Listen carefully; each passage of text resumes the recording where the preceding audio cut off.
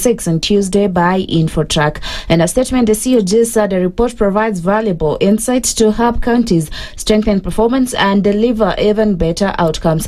The COG congratulated the top performing counties led by Murang'a, which led in 4 devolved functions: assessed road and transport, trade and tourism, housing, lands and settlement, and water management and sanitation. Here is Infotrack CEO Angela Ambithu announcing the top 10 counties.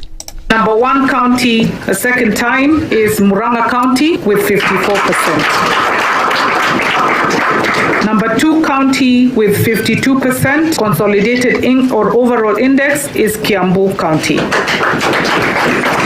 Number 3 is Trans Nzoia with 50%. Number 4 is a tie between Elgeyo Marakwet and Homa Bay at 49%. And Kisii and Uasin Gishu. Hizo zote number 4. So number 8 then is Makueni with 48. Tharaka Nithi is also number 8 with 48. Alafu we move to Kericho, Kisumu and Nyeri at number 10.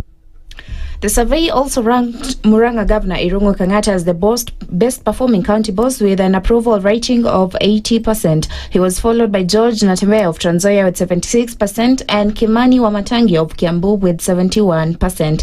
Homa Bay Governor Gladys Songa came fourth with 68%. A post-mortem examination has confirmed that Kennedy Ngeno died from multiple stab wounds following a road rage incident in Nairobi. The incident occurred after a minor traffic accident along Mombasa Road near Nyayo Stadium over the weekend, where an argument between the motorists turned violent. Police have arrested the main suspect, who is being held at the Industrial Area Police Station. He is expected to be arraigned in court as detectives seek more time to complete their investigations. This incident happened on 1st of August. Now we have been looking for this guy that we have been arrested. We'll take him to court tomorrow. We apply for a custodian order so that we finish our investigation. And I promise that within a week we shall have gotten the suspect. Today the suspect has been found and the DCI is processing him. The post-mortem found that Ngeno sustained several stab wounds, including a fatal injury to the heart. His family says the findings strengthen the case against the suspect and has called for justice to be served. After the autopsy, the doctor gave us a report that showed that Ken's life was ended by a stab on his chest, which penetrated through to his heart. There were also many other stabs, around 5 stabs, and many more cuts on the hands. We have enough witnesses to prove that this case was a case of stabbing. It was a case of no provocation. It was a case of someone who had ill motive. So all the witnesses who were present saw the knife. It's only that the knife went with the perpetrator. And we hope that from the interrogation that we will do in court, he will be able to produce the murder weapon.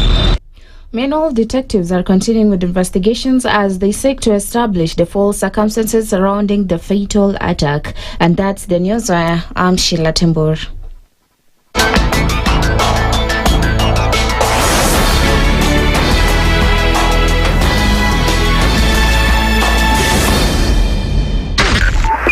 .5 Spice FM, Kisumu.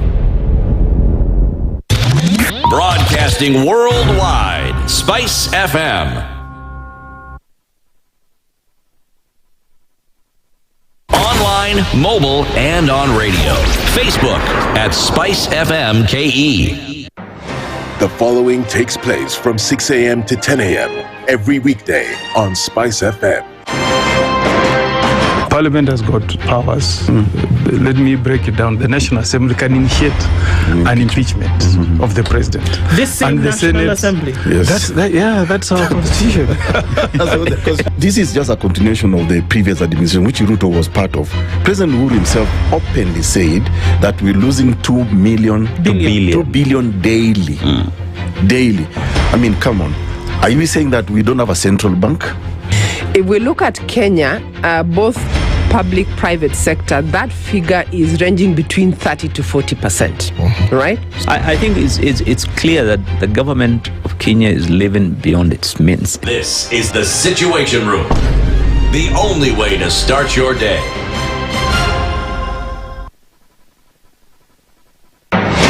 The following takes place from 6 a.m. to 10 a.m. every weekday on Spice FM. Members of parliament, they go to settle, they just promised they get given tea, mandazi, and 100,000. That's not development. External borrowing, 589 billion. Are we on the same page? What did parliament pass? If anything happened to our president today, God forbid, that man would become president. Na ndio alilenga hizo stories za Shakahola. The real thing is our constitution has only one person who is accountable to us. This is the Situation Room. The only way to start your day.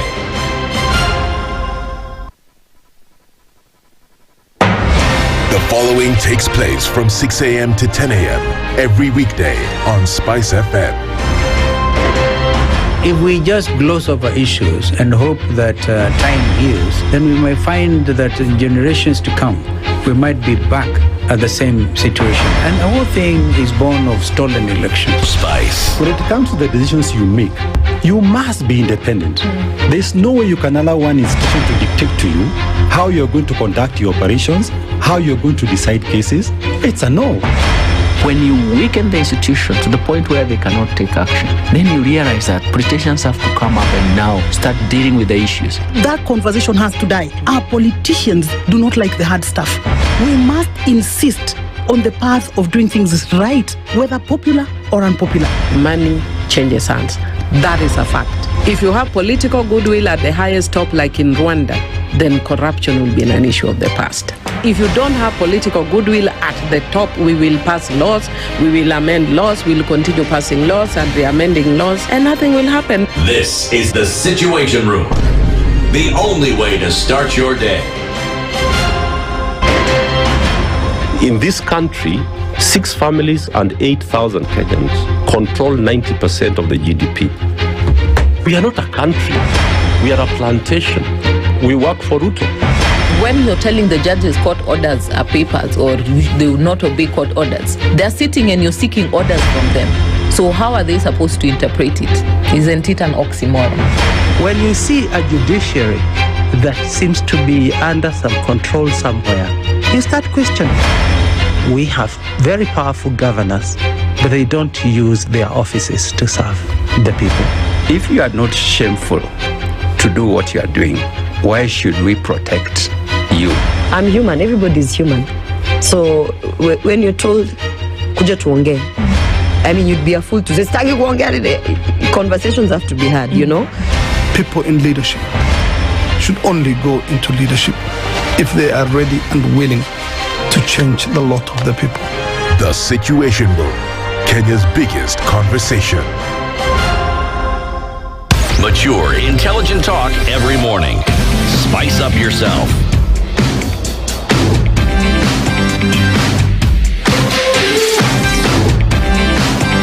Mornings done right. 94.4 Spice FM, Nairobi.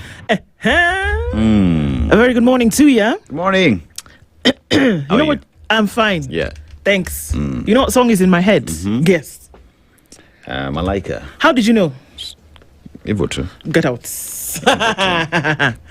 Malaika, nakupenda malaika. Hey, I love that song. Yeah, it's beautiful. Malaika, nakupenda malaika. I don't know the words in between. Are you serious? Kijana mwenzio, nashindwa na mali sina we. Ingekuwa malaika. Yeah. Yeah. Good morning. Yeah. Salama. They no longer make music like that anymore, man. Yeah, we used to make some really good music. Yeah. My father would play that song on the piano, actually. And I didn't know, but by then, I started to know a lot of the music from the continent because of his collection. And then, of course, he would play and sing at the same time. So that's how I first knew about this. Who would have known? That my father played the piano. No. That he was preparing you to come to Kenya. Right. And he had this beautiful, rich bass voice. The man sang well. He did. Uko salama leo asubuhi? Shukuru sana. Oh, very good. Skitty's in red. Yeah. Like red. Like red. Spicy hot chili pepper red. Mm-hmm. Good morning. I might sell my own things. It's guest rec. Thank you very much. It's red. Marion, good morning. She woke up yesterday to be here today. Hope everybody's okay. Getting into it this morning. JB, good morning. Mutanu, good morning, everybody. Karibu sana. It's the 5th of August. Yeah. And it's 12 minutes past 6. And I'm not happy this morning. Why? Because another young man is dead under unclear circumstances, and his last known contact was in a police station with police officers. And we're going to look, it's actually the story that's making the headlines today and has been all over the news yesterday. We'll look into the details. But that yesterday we had a conversation about command responsibility, whether it's individual responsibility or command responsibility with the police. And then, voila, yet another story comes out. We're going to talk about it. It's already driving me crazy. But let me tell you the conversations that we'll be having today in addition to other things. Sawa. We're going to end today with a conversation around insurance and marine insurance. When you hear marine, what do you think? And what exactly does that exactly mean? We're going to be talking about that at 9 o'clock today with Dennis Karanja, who's the general manager at the regional business at the Liaison Group. He joins us at 9 o'clock for that conversation. All right. So before that, we will then have a conversation with Professor Kivuza Kibwana, who is a lecturer at the Daystar School of Law, and Alenga Torrestert is a policy analyst. We're going to be looking at national unity and politics. We're talking about perspectives on bipartisan unity, government performance, and opposition initiatives. All of this in a conversation this morning. Why will we do it? Because so many conversations running around what really is happening and government performance. The president met the elders in State House yesterday and promised them money every month and increase to chiefs in terms of a payment. 6 months ago, it was supposed to be in 6 months' time that every single chief was supposed to have a tablet. There was a vehicle as well. I think they're also supposed to be armed or something. Yeah. I don't know. It was in 6 months' time. It was in 6 months' time, and we're now in August because that conversation happened in February this year. 6 months? Yes. After 6 months, all chiefs were supposed to be having tablets. Some of the same chiefs were at State House yesterday. I don't know that they got those. So when we talk about performance and these things, Sasa, the CS John Buddy was told yesterday, endo tafute pesa upatia watu. Then he actually came to the stage and he said, sasa vile nimeambiwa wacha niende nitafute pesa ndio nyinyi mpate. I mean, hii niko na swali. Ax. The elderly people were invited in State House. One asked the question, when the president made that promise, under what budget? Hey, God. Like anaambiwa enda tafute pesa kutoka, because there is no any other manufacturing plant where the government gets money from. The government gets money from our taxes, and that money is budgeted for. My darling, usiweke hizi vitu kwa roho. Let me tell you. Mimi nimejaa. Let me tell you, number one. You see this money that they were talking about that they're going to give people? It is not going to happen. Yeah. They will not find the money. They will not be given this money. They clapped in State House, they're done. Look, I'm getting to the point whereby it's obvious that some of the things that you say out in the open, that the pesa itaenda from 15,000 to 30,000. Utakuwa unapata pesa kila mwezi. Kwa simu yako, iko na jina lako with this amount. It's supposed to be happening from this month. Alafu, you're saying that. Alafu, you're telling the CS Treasury in the same meeting, endo utafute yo pesa. Then the CS comes and stands and he says, because is it a policy position, number one?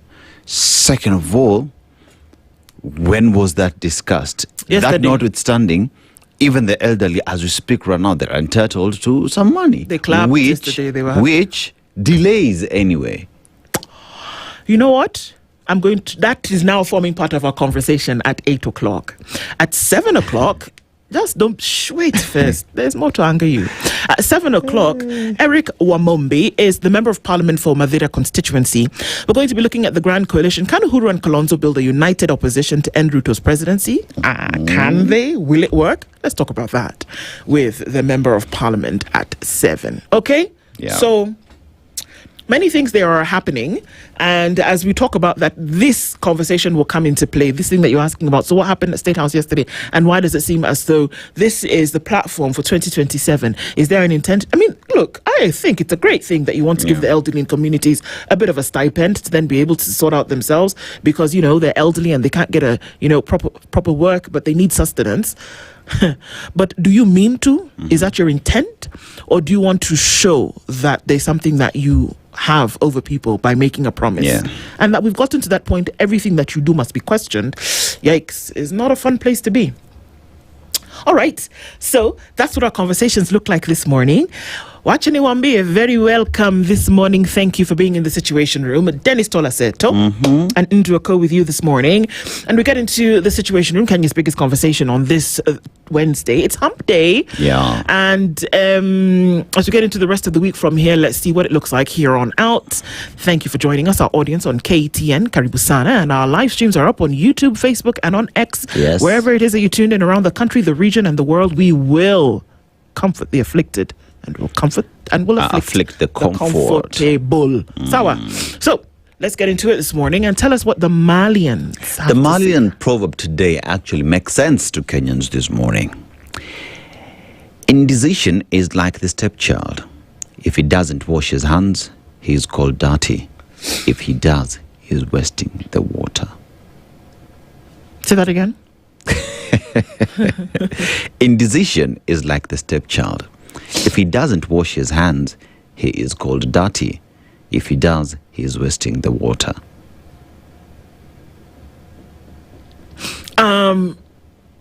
It's like the stepchild. You're damned if you do, you're damned if you don't.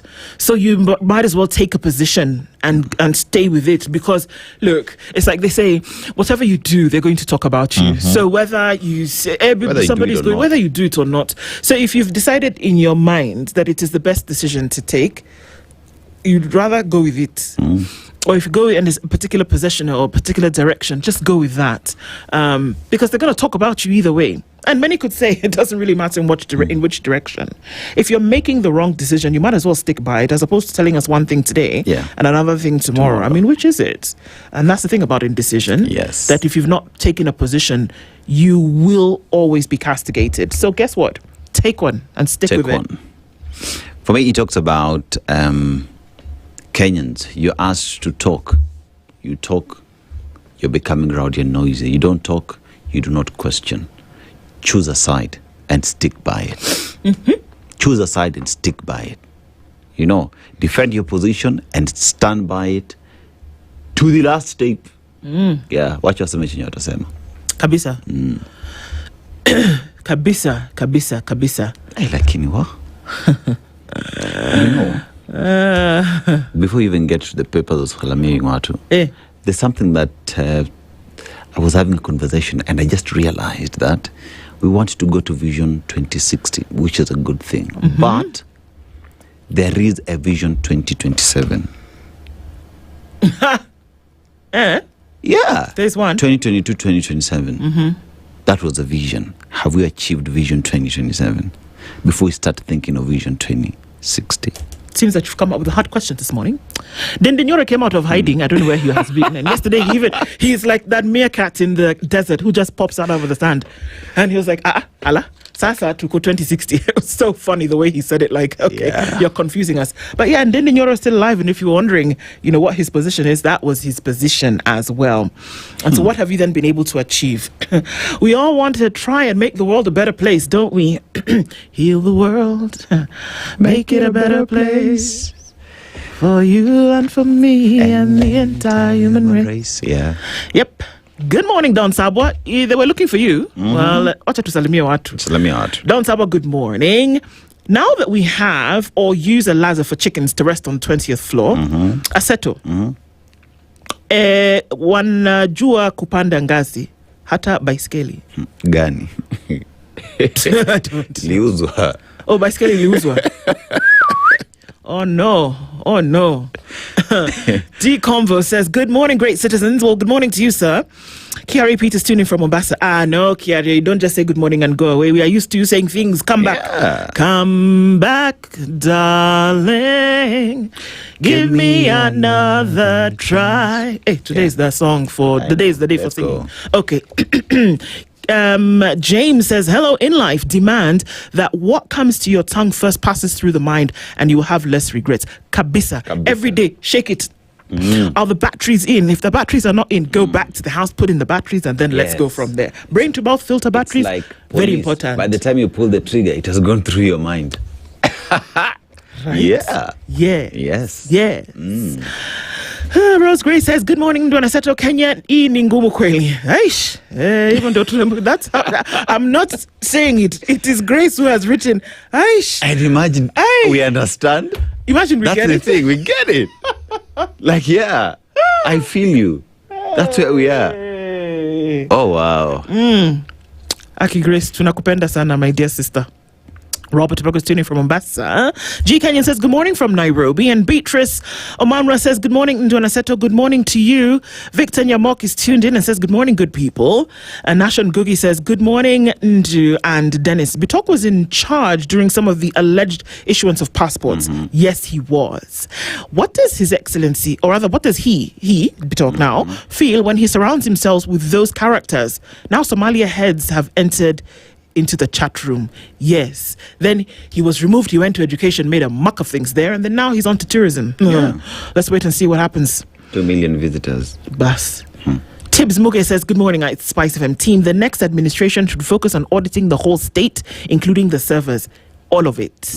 Musemo Kweli is saying, good morning, great patriots. Good morning to you. Panic, desperate, confused. Kasongo has now resulted in bribing chiefs, village elders to con and brainwash them to rig the 2027 elections. He tried it in Okalau and failed.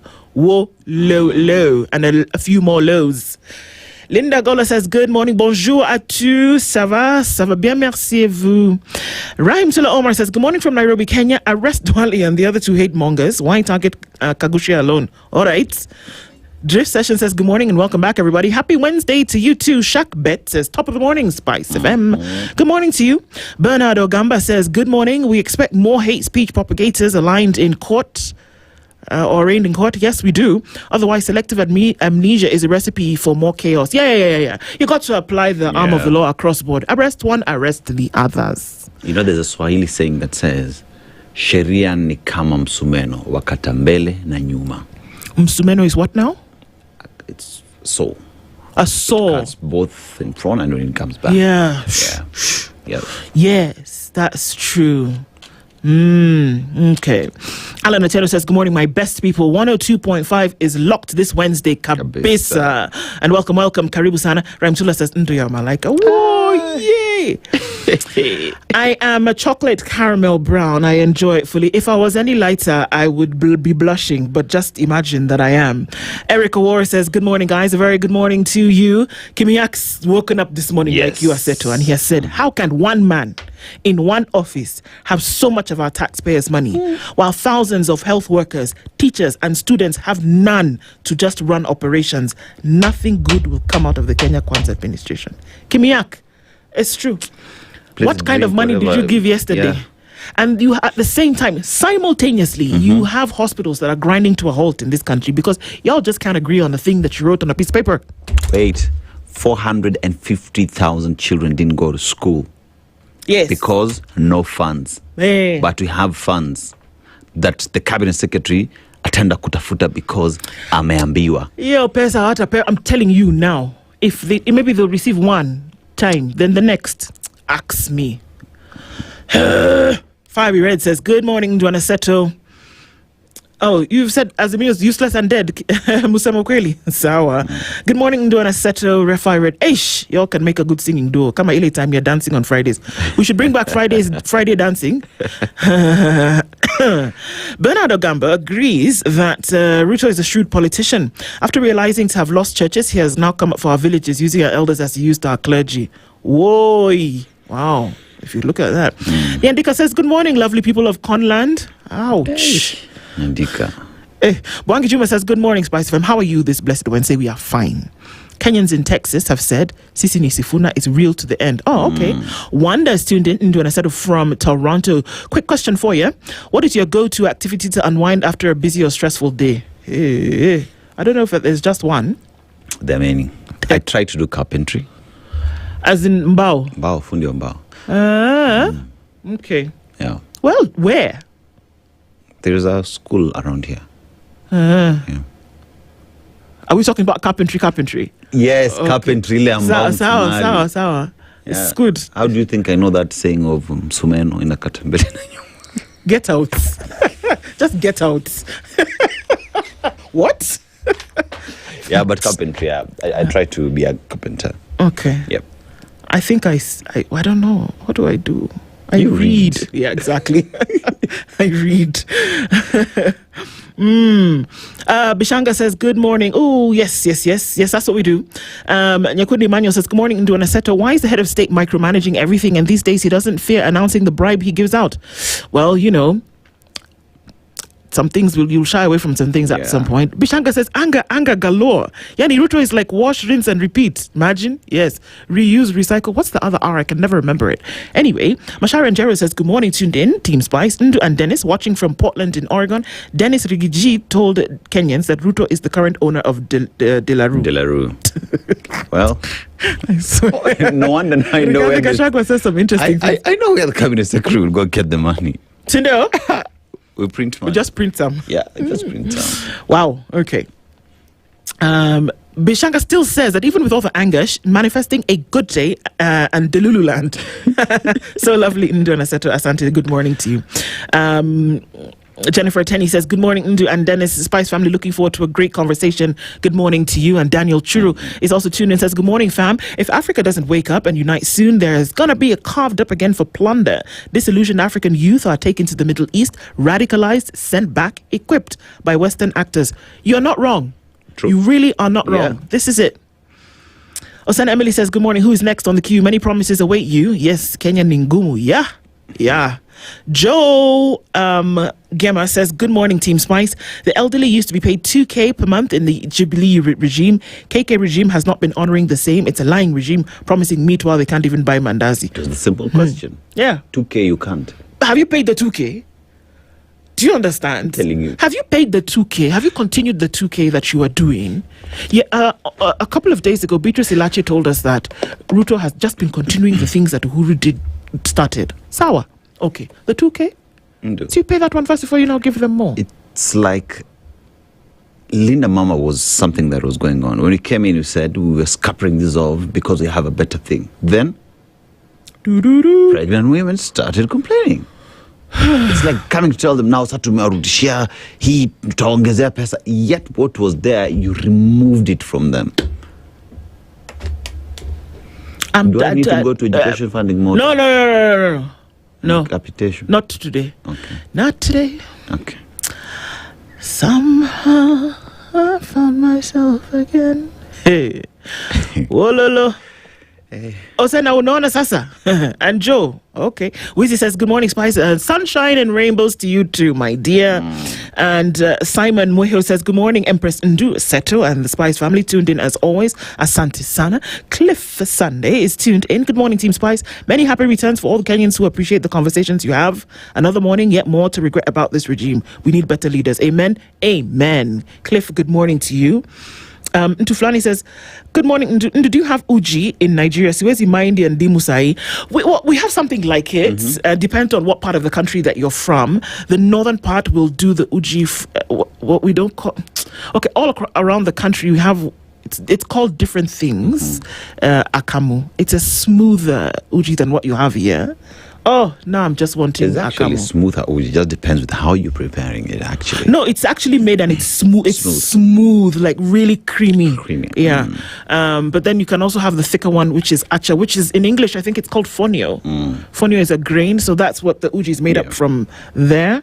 But anyway, yes, we do. The answer to your question. And so now you've got me all nostalgic, and I actually want akamu. And that's what I'm going to go home and do today. I'm going to go and make akamu because, yes, I carried some all the way to Kenya. Moving along swiftly.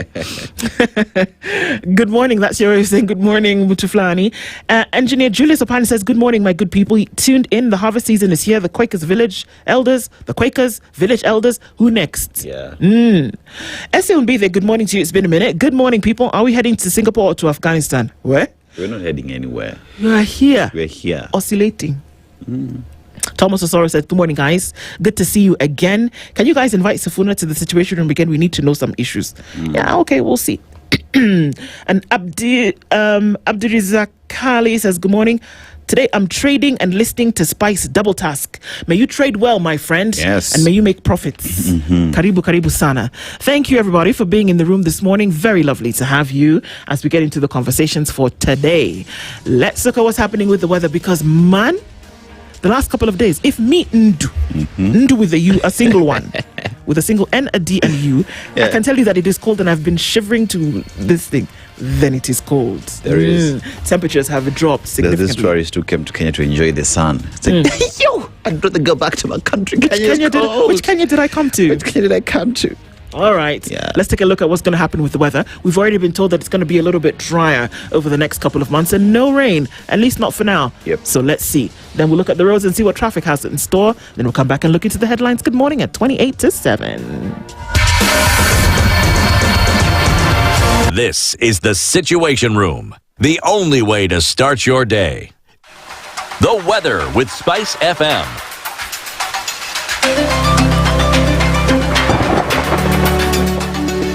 All right, 12 degrees and partly cloudy in Nairobi. We'll see a high of 24 and it's 14 and clear into Nakuru. And it's clear at 13 in Eldoret with a high of 23, 14 and mostly cloudy looking into Nyeri. And as you look then into Kisumu, it's 19 and partly cloudy, even cooler here, and 17 and partly cloudy into Kakamega. Partly sunny at 22 in Mombasa, and we'll see cloudy conditions at 23 in Malindi. It's 19 and sunny already in Marsabit, and 19 and cloudy looking out into Kampala. And in Dar es Salaam, it's partly sunny at 20 with 8 degrees in Johannesburg and mostly clear. At 25, it's cloudy in Lagos and 18 and clear looking into London.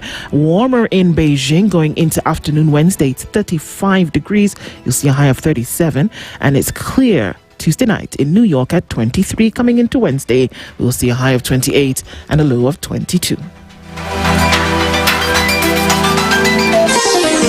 Chilled Spice.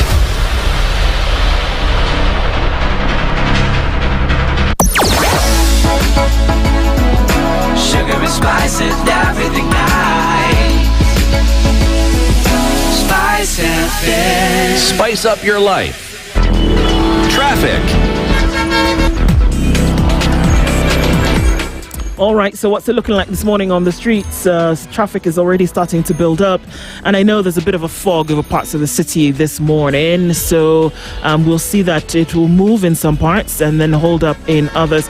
Taking a quick look at the Thika Superhighway, and there's traffic that's starting to build as you come then towards the Pangani underpass. It's not going to be too sticky for too long, but it seems to be moving in some parts. It's very busy on Haile Selassie this morning, inbound from Gong Road, outbound to Ngong Road, and coming in from Landis this morning, so one to watch. Gong Road is also, I beg your pardon, Jogo Road is also pretty busy from what we see. Everywhere else in the city seems to just be waking up. We'll see what it looks like as we get into it this morning. Let's talk Spice FM, KE on X, hashtag the Situation Room.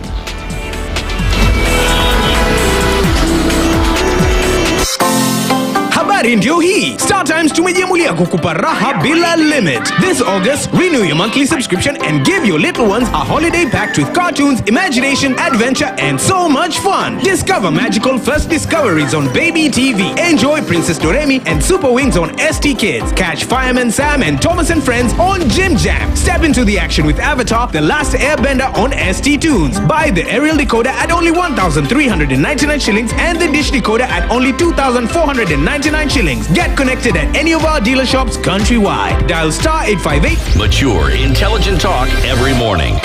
Spice up yourself.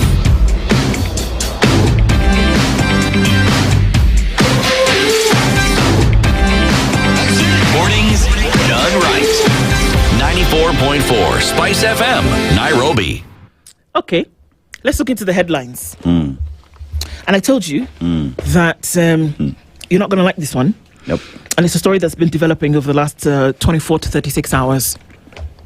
She's coming in from Saturday, so 72 to 96, what we're looking at here. Yeah. On the front page of Kenya's bold newspaper, The Standard. Another killing. Eric Otieno left home to earn a living but never made it back alive. The 19-year-old border rider was arrested over what his family says was a minor traffic offence. Days later, they collected him from police custody, battered, in pain and struggling to stand. He died soon afterwards.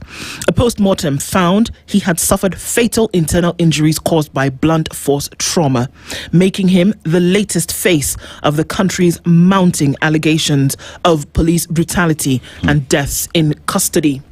Of course, there is the inset of Albert Ojwang killed by police. That's what we are seeing. But look at what this case looks like in numbers. Otieno was a border rider. He was 19. 10,000 shillings is the cash bail that was allegedly demanded. The next number will shock you. Yeah. 2 liters of blood were found in his abdomen during post-mortem. Now, we must understand that an adult male, and I had to read this yesterday, an adult male, through your system at any one time, you've got 4.5 to 5.5 liters of blood running through your system. 2 liters is half. 2 liters that then has gone into your internal organs.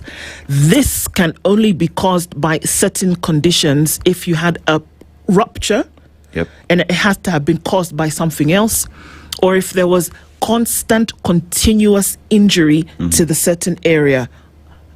Blunt force trauma is what we're looking at. Kicking, hitting with a blunt object in repetition over and over again until you bleed in and bleed out. In this case, he bled in. 2 liters in the abdomen, whereby not less than a liter is running through that system at one time. But here it is, and it is sitting. Let's look at some more numbers. 5 is the number of officers the family's lawyer suspects were involved in the arrest, and this is currently under investigation. We did see that the lawyer spoke yesterday and said, if the CCTVs in this police station are working, then we will be able to see how he came in, what happened, and how he left. Who took him in? Who took him in? Because what did the sister say? Some of the things that we saw yesterday, we can just go through this, is that when he called them, or when now he had left, he was in pain. He couldn't stand. And he was actually now vomiting. And what did the police officer say to her? Clean up that mess and get this guy out of here. And when they took him, he didn't even make it beyond that. He died. Shortly after. Shortly after. According to Wanjira Wajiro, who is an activist and co-founder of the Mathare Social Justice Center, we thought it would end with Albert Ojwang or Julian Jockey. Muthaiga police arrested Eric Otieno on Saturday, and on Tuesday he was dead. They beat him to death. We can't live like this, guys. Something has got to give. Thursday, ni mandamano. That is what she said. I don't care how you look at it. This boy came to the police station alive. He left and he's dead. And the things that happened to his body, you know what the thing is? The body will tell you the story. The body will tell you the story. Always will tell you the story. And somebody, this one again, they've not finished answering for Albert, or even finished answering for Julia, or not even finished answering for the Kianjokomo brothers, who died in a police vehicle. They've not answered for it. Now we've added another one on top of it. Yesterday we had this conversation about who takes responsibility. You are not finished doing nonsense. Now another one is here. Because we can infer, and this can be in the court of public opinion, but there are certain things already that are shouting at us. This boy was arrested. He was in good health. The way he was on his border, he was collecting, he was riding. Then when he leaves, he's coughing out his insides and then dies. And then the police, the post-mortem is telling us that this boy was actually in a terrible state in his insides. No. I don't know how we're going to start shouting. But you're around looking for goons that don't exist. Or the ones that exist, you can't seem to find them. Look at what is happening. I don't care how thin you slice it. I don't care what political side you're on. I don't care if you half term, quarter term, 16 term. I don't care. The value that we place on human life has been so debased, and that we are not shouting from the rooftops for something to be done is an indictment on all of us. I don't get how authorities would sit and allow such things to happen, because losing a single life is one too many. But the repetition with which these things happen, especially under police custody, leaves us worried. Because Nduh, at any given point when you are in trouble, the first place you run to is a police station or to a police officer, because you trust. We even laugh about it. We say call police. You. Yes. Call police. Yeah. You know. But if these are things that you're seeing, where do we run to? Why are we making it so easy for Kenyans to hate the police? And you know what, Dennis? And I've just seen a comment here, and actually I thought about it, and I said, you know what? Linda, you're right. IPOA is supposed to be a policing oversight authority. Yes. That they were not shouting from the rooftops is a problem. That you are not saying, come on, who was there? That somebody is not in bracelets. That somebody is not chilling their heels somewhere for you to start asking them questions. We're just doing about saying, we want to look at CCTV. A boy came, you arrested a boy. He has left. He's dead. And the body is already speaking. And we are waiting. You're waiting for today to make a statement or what? You're waiting for a headline for you to speak. You're waiting for media to carry a story. Then all of a sudden it's a press conference. Nduh, you see, there's a police officer who picked up this kid, right? Arrested them. A minor offense. What are we talking about? What are we talking about? Took him to that police station. There was an OB officer. There is an officer who escorted this boy to the cells. What did he do? What did he do? What did he do? What did he do that would warrant you kill him? What did he do? Come on, why do you have the rule of law? Okay, if he had committed an offense and he was able to pay, then hold him. Bring him and present him before a court of law. When was it right for officers to think that torture is okay? That beating up someone is okay simply because, first of all, look at what it is they're asking for. 10,000 shillings as bail. He did not have it. Then you resort to beating him up because he's decided not to, because he doesn't have the money. What did he do? Even if he abused a police officer, okay, fine, he abused a police officer. That warrants you killing this boy. Then we're here saying Kenyans are attacking police officers. We have a don't trust duty. Police We have a officers. duty. We just have to say. We have a duty to do much more than be upset. Yes. We have a duty to do much more than be upset and we have a duty to do much more. I've even forgotten. Brian Odhiambo, you disappeared him. We don't know where he is. What did he do? The others that you decided not to beat up, they served their sentence in the Naivasha maximum. Guess what? They're out. This man, we can't find him since January last year. Do you realize that it's a year people don't know where this boy is, where this young man is? Now you've added another one. How many dead bodies? How many dead bodies do you need on the number for us to say, okay, hold up, it's too much? Nduh, if today someone breaks the law and they are arrested by a police officer, what runs through their mind? If you're picked up by police today, what runs through your head? You're probably thinking, I'm not going to make it out alive. Exactly. Unfortunately. Then how do Kenyans live with that information, and how do you think they will act with that information? That they can't trust that the safest place to be, which is a holding center in a police station, is the unsafest place to ever be on this face of the world. See, somebody right now is cooking story. Somebody right now is altering CCTV footage camera. IPOA is just chilling. Excuse me. This is too much. I'm sorry. Another Kenyan is dead on your watch where he was supposed to be safe. Or you explain to us, because he was last with you. You explain to us what happened to him. What happened? We have a lot more in terms of responsibility to do than it's not just, than being upset and to express this angst. There is a responsibility that we bear beyond being upset, because this unacceptable doesn't even begin to describe it. This is evil manifesting in present day. IPOA, if you can't do your job, leave. Let people who can do that job do it. It's horrific. It's horrific. Do it.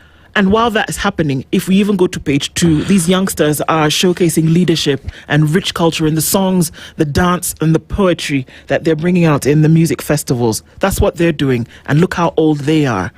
We have a job to do. Lecturers reject the PSC plan to slash retirement age by as much as 15 years. Okay. And a man overcomes ridicule to help couples embrace breastfeeding. Carry on with you, man. I think it's a good thing. Azimio seeks to unite opposition as president entices village elders. Okay, good with that. But, our young boy's been killed. Yeah.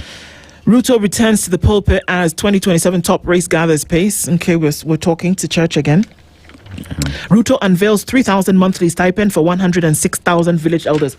Where's my calculator? Pay 2K. 2K you couldn't pay. Pay 2K, you want to add a K. My child churero this morning tells me if I'm child churate improperly, that 106,000 times 3,000 is 318 million shillings per month. Multiply by 12. Times 12. Can my child churero do it? Times 12 is 3.816 billion shillings that you're going to be giving out as a stipend to village elders. So did we budget for 3.8 billion? Relax, aliambia badi ende tafute hiyo pesa mahali. Right here, I found myself again. Family demands answers after police officers beat kin to death. Yes, Kenya is demanding answers again. I'm just sad that we have to be talking about this thing again. I don't know, man. My heart is not okay.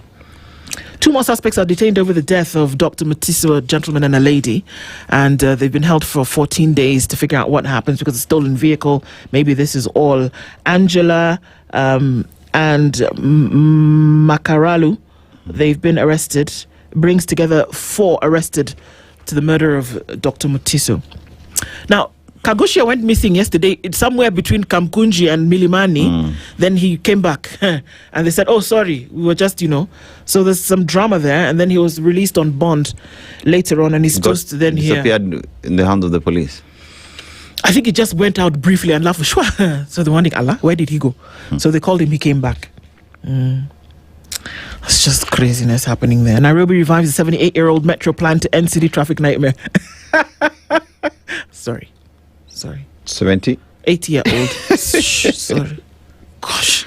You realize if someone is 78 years today, they are entitled to have that 3,000 bob. Sakaja and Ruto are backing a 1 trillion shilling underground rail project linking the CBD to Eastlands, Westlands and Upper Hill. Proposed rapid transit system proposes 20-minute journeys across the capital. Let me not laugh. I think it's a wonderful idea. It's wonderful. And I think that if you had something like that in the capital city, it would be great. Getting people from place to place in under 20 minutes. Ghafla bin vu, there's no longer any traffic. Let's get it done. 1 trillion shillings in the bag. Okay. Lakini basa hapo sasa ndio nataka kusikia hapo. Iko wapi chapati machine? Unasema chapati machine. When will you open that thing that you built at Haile Selassie? Hapo chini, that thing. No, we're going to remove it. In fact, you know what's going to happen? That thing that they spend billions of shillings under because we don't know what it is. Then construct the tram. Underpass to nowhere. Because where does it go? That thing that you enter the stairs, unaenda chini unenda. Where do you come out? Near other side is where? The other side, not okay. Green Terminus. Green Park Terminus. It's like 2 meters away from the thing. You go under, then you come out at the Green Park. Look, so that thing that you built. Nanga's church, then the other side, that golf course. That's all. Apple too. That's all he does. What I told, because to like a tram. Like a tram. Like a tram in the city. Yeah. Now, donor cuts. Wait. Oh, I can't. I'm up. 78-year-old plan. Yeah. It's 2026. Yeah. Why are we reviving something that is 78 years old? Because we can. No, it's just a question, honestly. It's 2026. Can we do something better? Why are we going back 78 years ago? You're asking people to do something better and you said that they've spent billions of shillings on an underpass that goes from left across the street to right. You realize even President Ruto was not born. That's the plan that That's the plan they want to bring back. And you people want to go forward to 2060. You guy, you want to go 26. We are 78 years. But I see you guys give us something that we can at least say that you're doing a good thing about. Please, donor cut hits family planning as contraceptive shortage bites. Wololo. Okay, I'm going to stop there because I can't. Sorry. I don't know. It's sad. Okay. So the Daily Nation is on that story of why Uhuru's Azimio plan faces resistance. So former President Uhuru Kenyatta's concerted push to revive the Azimio coalition has triggered an implosion and rebellion within the wide opposition, with critics alleging a scheme to install Kalonzo Musyoka as its presidential flag bearer. So Rigathi Gachagua, don't imagine an endorsement from us. We are struggling day and night mobilizing the public. That's according to DCP party leader. And Kalonzo Musyoka says, we continue our engagement, strengthening the unity of the opposition to deliver the Kenya that our people deserve. Jeremiah Kioni said, they removed me from Azimio meetings because of my support for Fred Matiang'i. And Godfrey Sotsi says, our focus now is to promote Linda Mwananchi and have our candidate formally declare his presidential bid. Of interest here is what Jeremiah Kioni says, knowing the party he's in and what is being alleged that Uhuru Kenyatta is pushing. It does not align. I just wanted to say, yes, Waweru Nderito is in San Francisco, the Bay Area, and she's at night waking up to listen to the show, and you've been missing for a while, but we see you. And you also write somebody who says here that we must say their names. We must say their names. We must say Brian Odhiambo. We must say Albert Ojwang. We must say Rex Masai. We must say Eric Otieno. Julia. We must say Eric Otieno. We must say their names. So that's their names. Those are the ones you've killed. Forever remain etched. Carry on.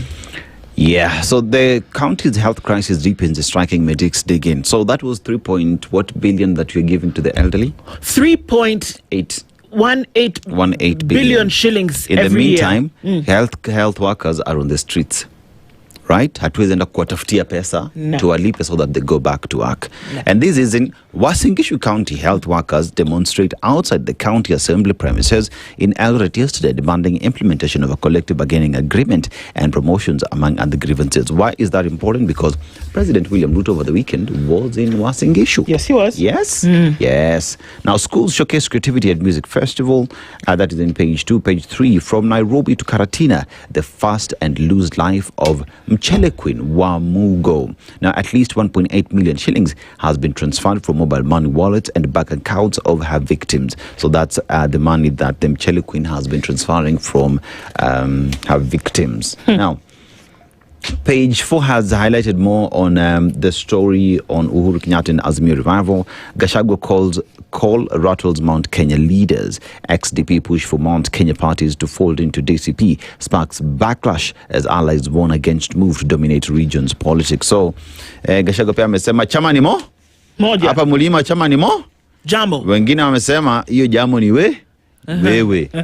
Why fate of Linda Mwananchi lies in registrar's hands. Now leaders hit a brick wall in the attempt to reserve the popular slogan and register it as political party ahead of the 2027 polls. The registrar told us he will review his decision and give us feedback at the end of the week. Iko shida kuregister Linda Mwananchi. So question ni, gari wanatumia ni? Some 462 learners processed over school unrest. So that is based off what we've seen pretty much better part of this year, and 462 have been processed perhaps to face the law. Now record numbers seat exams amid 6.7 billion shillings funding gap. If we took that 3.18 billion shillings is half the money that is needed to fund that gap on students who are sitting exams. Priorities upside down. Inside the disputed 323 million shillings KTDA payments now under police probe. Good morning, Nduh. The headlines are sad this morning, whichever way. Mtu ananiambia hapa Nduh amejaa ngori. What does that mean?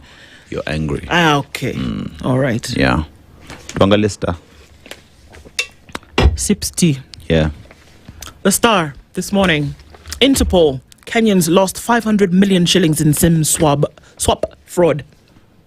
The country is experiencing attacks targeting vital digital infrastructure.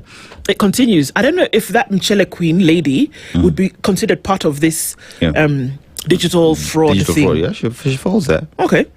InfoTrack has also done a ranking of the governor's performance, and Murang'a Governor Kang'ata takes the top spots in governor rankings. He's closely followed by George Natembeya of Trans Nzoia with 76%. Murang'a was at 80%. 71% by Kimani Wamatangi of Kiambu. Gladys Wanga of Homa Bay, 66%. And she is right up there with Mutula Kilonzo from Makueni. 65% is where Wesley Rotich, in case you are wondering, he's the governor for Elgeyo Marakwet. And Yang Nyong'o in 65% with in Kisumu. Simon Kachapin, West Pokot with 65. Simbarati of Kisii with 63. And Jonathan Lelelit, the one who was trying to fight with the Senate, of Samburu with 63%. So, quite a number of them above 50, so I guess you're operating well. Kangata is, cuts above the rest from what we see. We'll continue looking at those. Linda Mwanainchi, to know its registration status this week. There was a bit of a brouhaha yesterday with them and the registrar of political parties, and then they had to come back and say, okay, sour guys, let's discuss it. Initially, they had said, no, we're not going to allow you reserve that name for registration. And then they said, we'll deal with you. But how will we deal with you? We'll deal with you with the law. Then after that, they came back and said, okay, come, let us talk this over. Ruto expands grassroots machine with elders and chiefs in a 2027 drive. That's exactly what it is. I think that headline that the Star has given there portrays it perfectly. This is about 2027. I don't think that there's suddenly any duty of care that the presidency wants to give over village elders.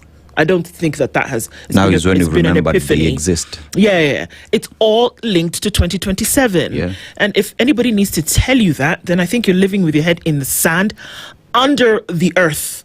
With how we were taught in science that there's the earth, there's the mantle, outer layer, inner layer, mantle. Before you get to the core, you're inside the core under the sand with a bucket over your head. If you cannot link the 2027 election and these things that we see today.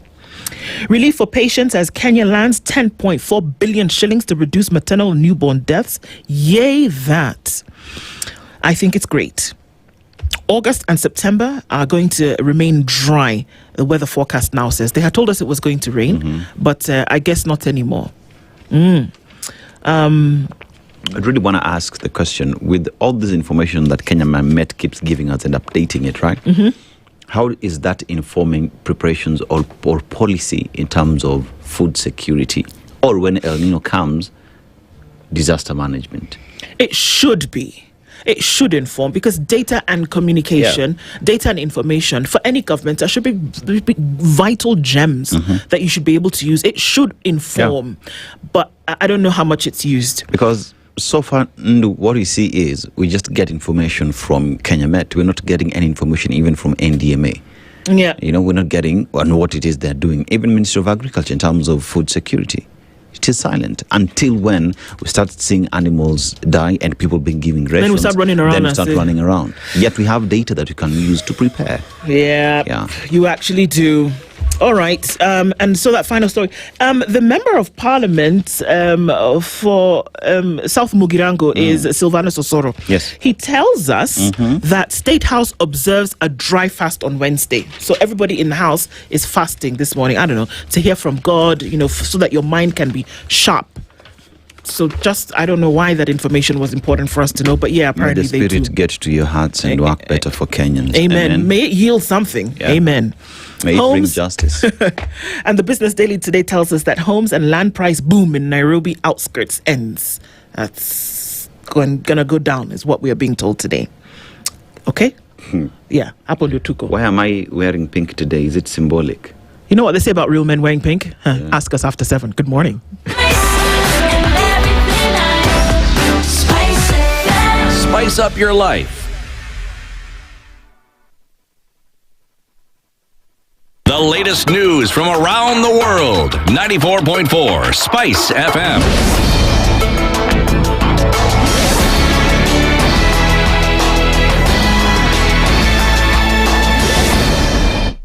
Good morning, this is the news. I'm Sheila Timur. Fresh divisions have emerged within the opposition after leaders from the Mount Kenya region rejected calls by DCP leader Rigathi Gachagua for other parties to dissolve and join his party. DP leader Justin Muturi and PNU leader Peter Munya said no individual has the mandate to speak for the entire Mount Kenya region, with Muturi opposing the dissolution of long-standing political parties. We call upon Honorable Gachagua to desist from divisive pronouncements and instead embrace structured dialogue, consultation, and respectful engagement among all like-minded political parties. Durable political partnerships are built on equality, trust, and respect for institutional autonomy. It is worth noting that we cannot pretend to be growing our parties while simultaneously locking out others in order to own specific regions. Devolution Empowerment Party leader Leni Kivuti also defended the right of affiliate parties to express their views on the future of the opposition. The remarks comes as Wiper leader Kalonzo Musyoka continues consultations aimed at uniting opposition parties ahead of the 2027 general election. Trans Nzoia Senator Alan Chesang says all aspirants seeking elective seats through the UDA party will be given equal opportunities during the party nominations ahead of the next general election. Chesang said the party is committed to conducting free, fair and transparent primaries. Tumesema watu wetu msitumike kuleta fitina ya kugawanya mambo ya kura ya Cherang'anyi. Sisi kama UDA tumesema hatuwezi gawanyika. Kila mtoto ya mtu kutoka Cherang'anyi, kila mama amezaa hapa. Umeona vijana wengi hapa wanatafuta kiti. Haimaanishi ni maadui. Hawa wote wako na maono. Tutawasukuma wote. Ule ambaye anapita mbele, mstari ya mbele, tutaelewana, tuhakikishe sisi wote tumeshikilia mtu mmoja, tumesonga mbele ili tufaulu. An investigation by EPRA into the September 2024 dormitory fire at Hillside and Darasha Academy in Nyeri County has revealed major faults in the school's electrical installation. Testifying before the inquest, EPRA engineer Alan Mogoi said the school's power distribution did not meet the required standards and that illegal electrical extensions were made after the original installation. EPRA has recommended that the school's director David Kinya be held accountable. The wires that were supplying these other blocks were 4 square mm. 4 square mm, that is the cross-sectional area, the size of the cables were 4 square mm, and we usually require 6 square mm. We found no evidence of earthing for that 300 watt peak system that was in the dormitory. Now, earthing is very key for safety of the system. The court also heard that the school failed to apply for additional electricity supply despite its expansion, increasing the risk of a short circuit.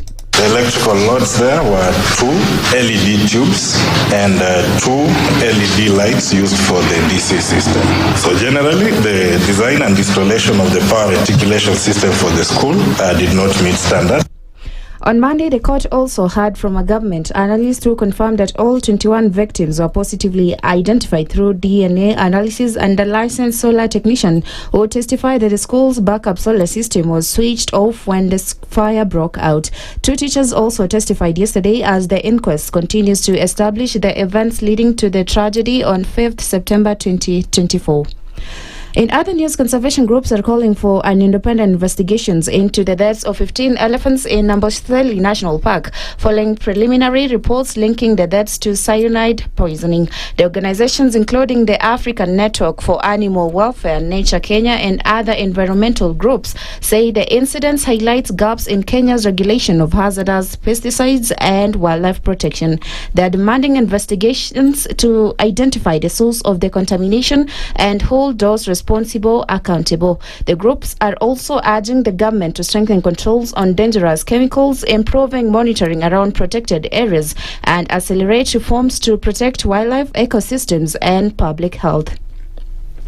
And still, Senator Fatuma Dulo has proposed a bill to establish a standardized street naming and property addressing system across the country.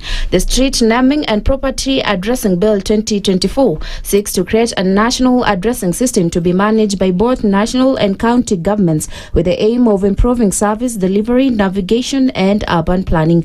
Under the proposed law, counties will establish addressing committees to oversee the naming and renaming of streets and public places and handle related public petitions.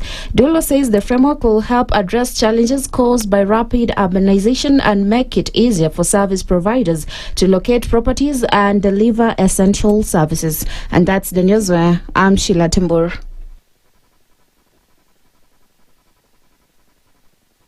SpiceFM, Nakuru. The following takes place from 6 a.m. to 10 a.m. every weekday on Spice FM. He is himself actually has admitted that he bribed members of parliament, so... he admitted that he bribed members of parliament? Well, when he said... The government. Yeah, when he said that he gave the 10 million was for what? We're always quick to point faults in somebody else before you look at your own faults as a person. If it was Kanu's day, hii amuka naye leo ungekuwa umeenda bali sana hii. So when we must celebrate you. There are 600 million people now globally estimated to be living with diabetes in the world. So it is a major health problem. It's the largest single disease rising pandemic that we're dealing with right now. The Situation Room, Kenya's biggest conversation. The following takes place from 6 a.m. to 10 a.m. every weekday on Spice FM. Residency is fairly interesting in the sense that it will actually take us to a new consciousness. Swali zile watu waulizi na swali muuliza na shangala ni aje kwani huku kunaendaje? 30 billion shillings annually on travel alone in public service. A Kenyan can even demonstrate every single day of his life that Ruto must go. That is the only message of his demonstration. That is his right. That bribe blinds the eyes of the wise and subverts the cause of those who are in the right. This is the Situation Room, the only way to start your day. The following takes place from 6 a.m. to 10 a.m. every weekday on Spice FM. SRC's mandate is constitutional. It's not an advice. It's actually something you must do. Like now, you abandon, of course, the narrative of Wheelbarrow, Mutomjengo, Mamamboga, and all those, that rosy narrative. Your expenditure is 3.3 trillion, and you're collecting only 2.5. Out of that 2.5, you're spending 1.8 trillion to service loans and so forth. That the CDF kit, it's itself a symptom of corruption. This is the Situation Room, the only way to start your day. Mature, intelligent talk every morning. Spice up yourself.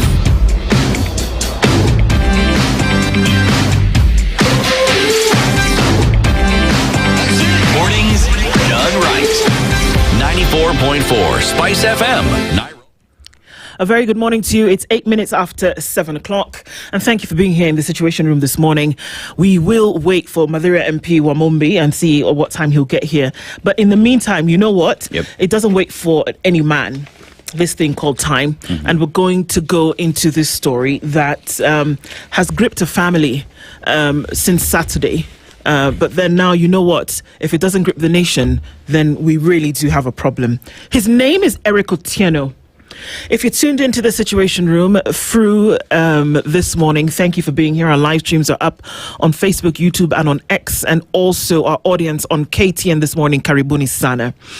His name is Eric Otieno, and I'll say it again. His name is Eric Otieno, and let's look at this in detail. It is 19 now, and he just turned 19 actually, and was plying his trade as a border rider, and apparently he committed a traffic offense, which in normal operations would have been a case whereby had he needed to pay a fine, he needed to present himself in court, whatever the case may be. That's how it would have happened normally. But you know what? He's dead, and that is not normal. Families are demanding answers after the police officers beat kin to death.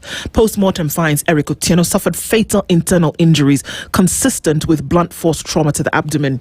And I want to stop on that note, because the reason why you do a post-mortem is that the body after death still tells a story, and that it will tell you what happened. And when you look at something like blunt force trauma, it is not by speaking to someone that blunt force trauma occurs. It is by taking an object to, or taking your fists or feet to, in a forceful manner that causes this trauma, which then in turn causes injury. follow me so far? Yep. So it's not that they spoke to him and then he got these injuries. It's not like they put him in a cell and then there was some kind of osmosis of injury that happened. That a post-mortem tells a story of what the body is speaking, and it will tell you that this is the kind of injury that caused this damage in the body that led to death. Yeah. Okay?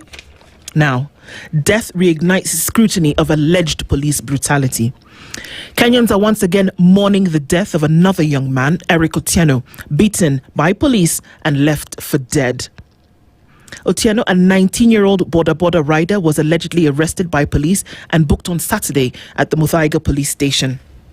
Otieno, a resident of nearby Mathare area, was arrested on Saturday in the afternoon on Thika Road by officers from Muthaiga station where he was detained. That much we know. Yeah.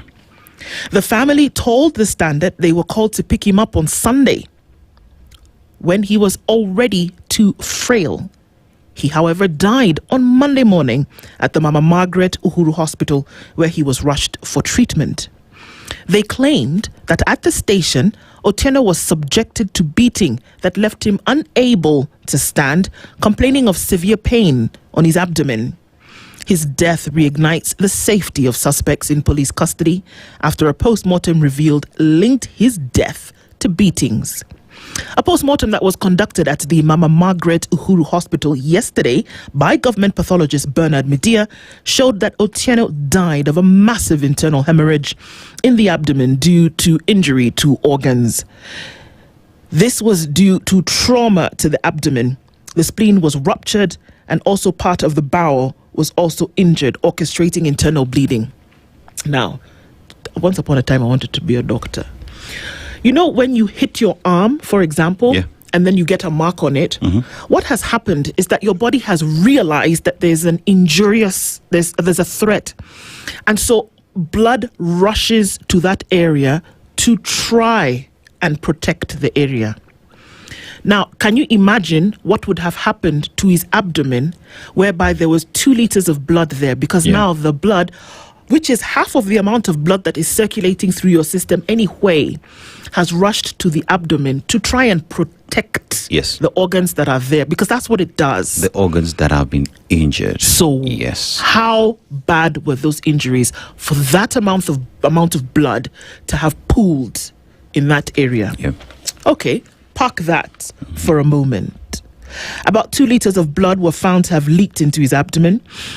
The family says Otieno was arrested from a border stage around KCA University, where he operates from. Around that area, police officers usually wait for riders making wrong turns. This is where he was arrested, according to his brother Emmanuel Otieno. At the same spot, it is alleged that officers usually collect bribes from riders found making wrong turns, and it is suspected that the deceased did not oblige. The brother added he was escorted to the station. He was? Escorted. He was walking. To the station. He was walking. He was alive. That evening, he called begging us to raise 10,000 shillings, saying he was in pain after being assaulted in the station. Remember who also made a phone call when he was arrested and he was not quite sure what was going to happen to him? Albert Ojwang. His younger brother Arnold Otieno said when he visited him at the station late in the evening, officers at first were hesitant to allow him to see his brother. That time, he was unable to stand. He crawled to the wall where we spoke briefly. He was saying the officers had assaulted him using clubs and he was in severe pain. Arnold said, while I was still at the station, I heard one of the female officers asking a colleague to secure a car to take my brother to hospital, claiming he was unwell. We suspect they wanted to rush him to hospital as part of a cover-up. On Sunday evening, they went back to the station to pay the 10,000 shillings cash bail and secure his release, hoping to rush him for treatment. His sister, Immaculate Otieno, who by the time this was happening yesterday, the poor thing had lost her voice. It was around 11 p.m. when we left the station for hospital, where Otieno was pronounced dead on arrival. The family says no one has told them why Otieno was arrested or who assaulted him. We have not been told what happened or why he was arrested. We are appealing to the National Police Service and even Interior Cabinet Secretary to intervene and form an inquiry into the matter. However, officers at Muthaiga claim Otieno was booked for preparation to commit a felony. He was booked for preparation. Ama, it's me who can't read. Yes. So, question. Can I read preparation? Preparation. Preparation. That his statement preparation indicates that Otieno was under investigation for them to say that he was preparing to commit a felony. Can you arrest somebody that is under investigation? What? He is a border rider. So they say that he was going to commit a felony. Yeah. Okay, fine. Yes, you can. All right. Okay. Did he commit a felony? Exactly. So you arrested did you charge him? You arrested him for what exactly? All right. What intelligence did you have against him? And why didn't you present him in court? Maybe the lawyers can tell us if you can arrest someone and detain in the manner in which this happened because he was preparing to commit a felony. Did you have evidence? Did you have a charge? Did you have something? Was he under investigation? What had you done prior to this to then signal perhaps this was going to be the case? We're not investigators, but we can figure this out in 3 minutes. Okay. I'm going to continue. So if you're upset, just hold on. On Monday, his family, friends, and fellow border riders protested outside the station seeking answers, but they were not addressed. Nobody bothered. Nobody bothered. The family lawyer, Alvin Atalo, said it is suspected that Otieno was arrested by 5 police officers and they will be seeking to review the CCTV footage outside the station to observe how Otieno arrived and how he was released. Do you understand? Yes. Very important. Wajiro Wajiro, who's an activist and co-founder of the Mathare Social Justice Center, said, "We thought it would end after Albert Ojwang or Julian Jockey. We can't live like this, guys. Something's got to give." Thursday ni Mandamano, she said. Vocal Africa said on X, and of course we see there that Khalid is in that picture, and he said, "The family of Eric Otieno is mourning the untimely loss of their son. This horrific incident bears the painful hallmark of systemic police brutality and mirrors past tragedies like that of Albert Ojwang. The Vocal Africa family stands firmly with the family in demanding immediate accountability and a thorough, transparent investigation." And this was Hussein Khalid also condemning the incident and called for accountability. Okay, that's what we know so far. But the thing that we do know is that this young man is dead. And that the injuries it's called a post-mortem. Post means after, mortem, death. So that you do it after death and you find out what is the thing that actually caused his death. And you can see this. And that's why I think this lawyer, actually, anybody would apply this. How did he walk in? How did he come to the station? If he came to the station in any way different from how he left, then the people inside the station with him are going to have to explain to you and take responsibility for what happened to him, to have him in a state different from how he arrived. I think also there is the fact that, I don't even know how officers think at times, because this man was arrested in a border stage. There are definitely witnesses where this man operates with this, and they will definitely tell how this man was arrested, whether he was walking while they were headed there. But that notwithstanding, Nduh, this boy died of forced trauma using a blunt object. It is not anything else. It is not sickness. It is forced trauma. He bled internally, 2 liters of blood. One has to explain how that happened. Heads must roll. Kipchumba Murkomen and your boys, IG Kanja, President William Ruto, this can't be allowed to happen in this country. No, not now, not ever in this country. We talk about Albert Ojwang, we talk about Brian, we talk, until when? We're here saying how we need to trust that our officers will do the right thing. Convince me today. I've given you a story of, it was which year? I think it was around 2017 there. I was picked up by police officers because allegedly, according to them, I was loitering. I didn't know where I was going. Okay.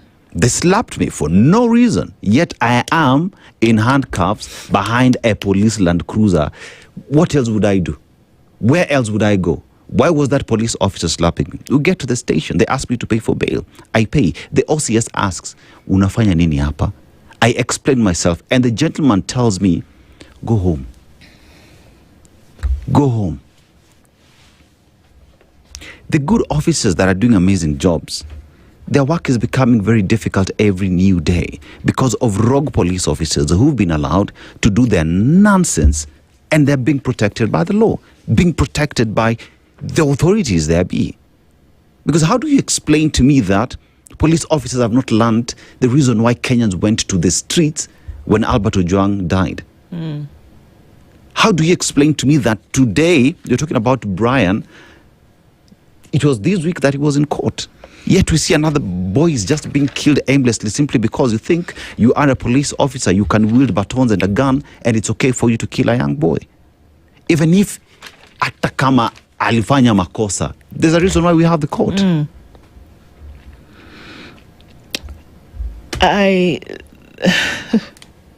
There's a body that's responsible for checking the police. It's IPOA. Man, don't go there. And I have to go there. Sorry. That this thing happened in the presence of police officers. That it's believed to have happened in the presence of 5 police officers. I don't know why on Sunday morning we don't have IPOA knocking on somebody's door, picking up somebody and asking them questions about what happened. Do they care? Look, it doesn't matter if you care. How many times have you heard a lawyer tell you that they're defending somebody, and then they will ask, do you believe that your client did it or not? What do they tell you? It's not whether I believe my client did it or not, but am I going to then be able to defend them according to the law? That's what matters. In this case, it doesn't matter whether IPOA cares or not. It doesn't matter. Here's the thing. The point is that you have a job to do. That it doesn't matter whether you care that people, whether 16 or 17 people have died, you have a job to do. I don't care if you show up emotionless. I don't care if you show up crying or if you show up smiling. You have a job to do. You are to oversight the police in all their actions. Will come to tell you we are investigating, just like they're investigating every other thing. The reason why I ask whether they care is because it does not have to wait for the media to raise these things for IPOA to pick them up. They know their job. They know their responsibility to do. They are paid by the taxpayers for them to do exactly what it is you're saying. I say they do not give a damn on what happens within the police. Why? Because they will also tell you, we don't have money to conduct investigations.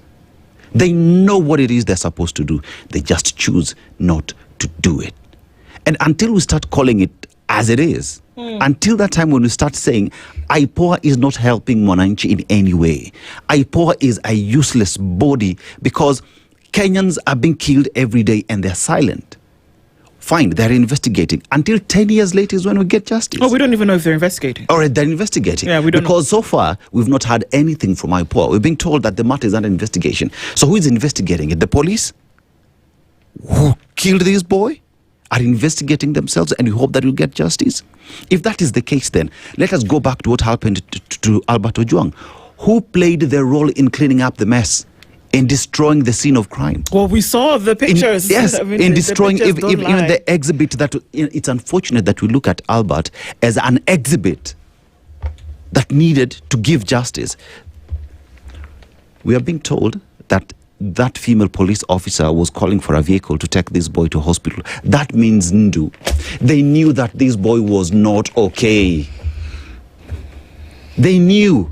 Even by the time the family was coming the following day to pick this boy, to take him to hospital, they already knew that this boy wasn't feeling well. Now here we are being told that it's being investigated. If IPOA has not spoken, that means it's the internal unit of police officers who are investigating this matter. And we hope that the same police officers who played part in destroying evidence, in destroying the scene of crime, are the ones who will tell us that we are going to make sure that all heads are rolling. When you have a cabinet secretary who's telling police officers to shoot and you will represent them in court. When you have a president who's saying, I will shoot them in the leg, our Toto.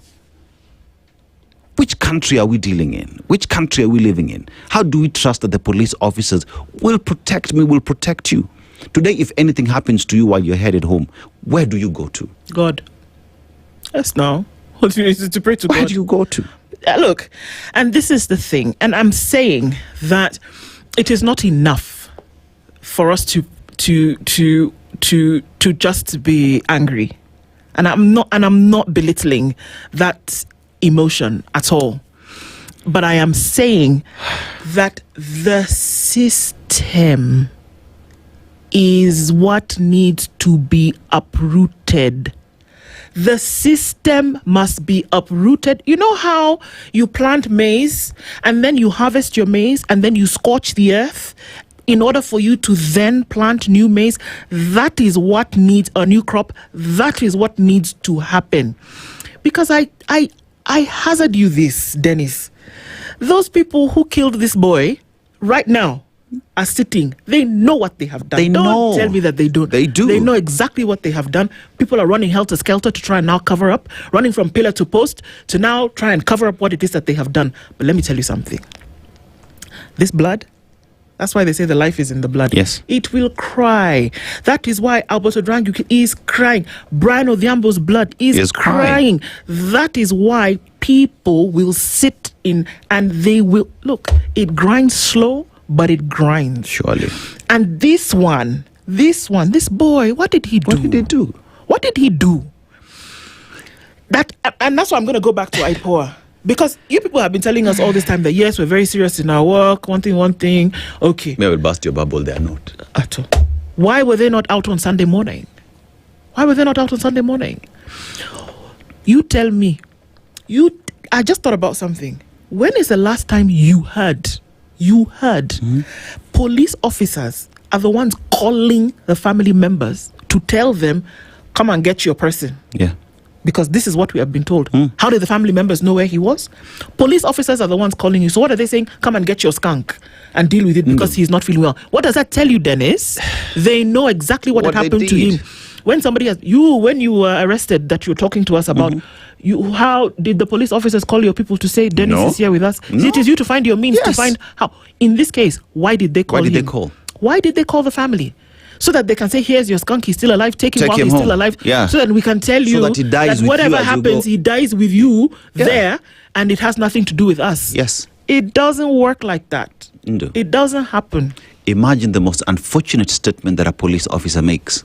After this boy threw up his insides, what does that police officer tell this lady? Clean up that mess. Clean your mess na mchukue mtu. In fact, they would tell you, chukue takataka yenu mpeleke huko. Then you want to tell me that I would look at a police officer and say and believe and trust that they will take care of me? The very same people who took this boy, killed him, and even when he's unwell, they don't even have the guts to take this boy to hospital. So you call the family so that this boy dies in the hands of the family, so that blame then moves. Tuliwapatia huyu kijana akiwa hai, alikufa kwa mikono yenu. How do you then blame us for what happened to that boy? That's exactly, you talk about covering. That is cover up right there. So I believe that this is another death that will not go unanswered. No, it shouldn't. It will not go unanswered. The manner in which this young man has died, and the 5 officers that are already being talked about at this moment, you'll find them. They will be found. They will answer to this. We're going to hear from you in a short while. We're going to talk to you. So I'm seeing, Eric has been saying since yesterday that, a lot of these police officers who are working in these conditions, they're not okay. That there's a psychological imbalance here. And when we say imbalance, I'm not talking about people who are off the rocker. I'm talking about people, maybe if having been forced in a situation whereby they have to work in unpalatable conditions, or that they're continuously taking orders from above, whoever this above is, and that they're forced to be the way that they are, and that they don't want to. I think that when you commit evil to someone else, that you're fully cognizant, you're aware of what you're doing. You know what you do. Whether there is an above and his brother and sister and his wife and children above us, You are aware of what it is that you are doing. When you decide to take that Can order, it be an excuse that we keep giving to say that police are also working in terrible conditions? They are what's the word that we like? They are captured, and so then they cannot make decisions on their own. It's a conversation that we're having with you, and yes, we are having this conversation even before the investigations begin. Yes. Because usually people will tell you, just wait, let's find out what has happened so that you people can do your nonsense in between. Can I blow your back? No. We will talk about it. We will say his name, Eric Otieno. We will talk about the fact that they took him when he was walking and they released him when he was basically dead. We will talk about the fact that nobody knows what happened within that police station, but we will also talk about the fact that it's 100% necessary to find out, and that the people who took his life will answer to the very last drop of blood. That is what we are saying. You see, that morning, when those police officers were deployed to go do their job, that police station knows exactly what officers picked up this boy. Bana Dennis, the person who called the family members and told them to come and get their guy, knew exactly what happened. That's why they were calling. These 5 people know exactly what they did to this boy. They know exactly what they did to Eric Otieno. Let me ask you, have you ever heard in this country that police officers called IPOA to report a matter?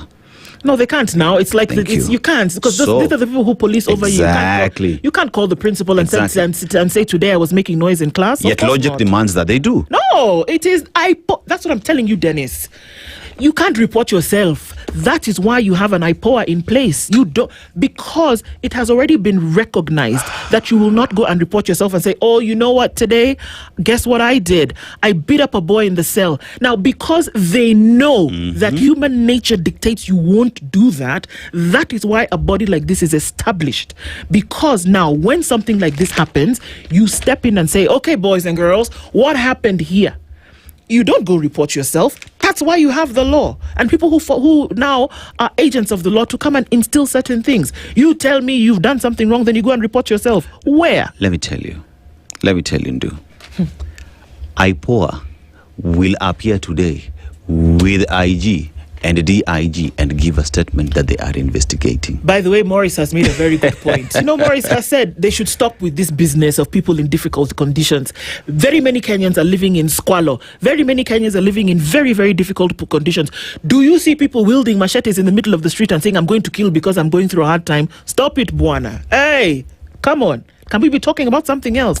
I'm just incensed. Let's take a break. We'll be back after this and we'll talk. Okay. Hey. This is the Situation Room, the only way to start your day. Traffic.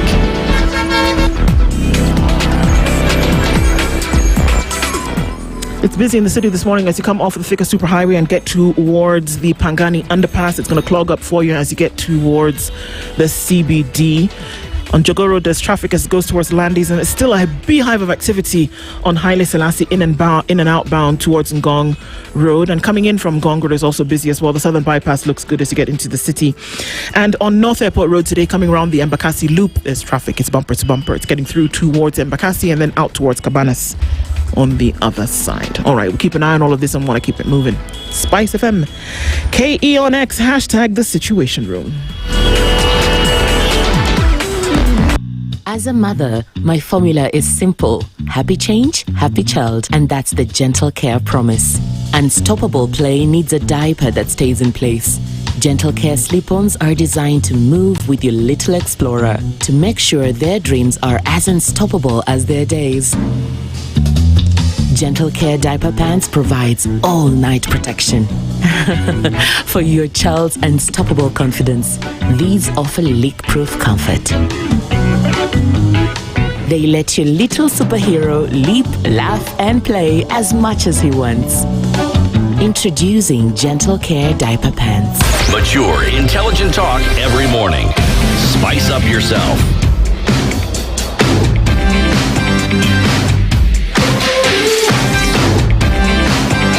Mornings done right. 94.4 Spice FM, Nairobi. Huh? Apana. Tell you what. Okay. The police officers are living in deplorable conditions.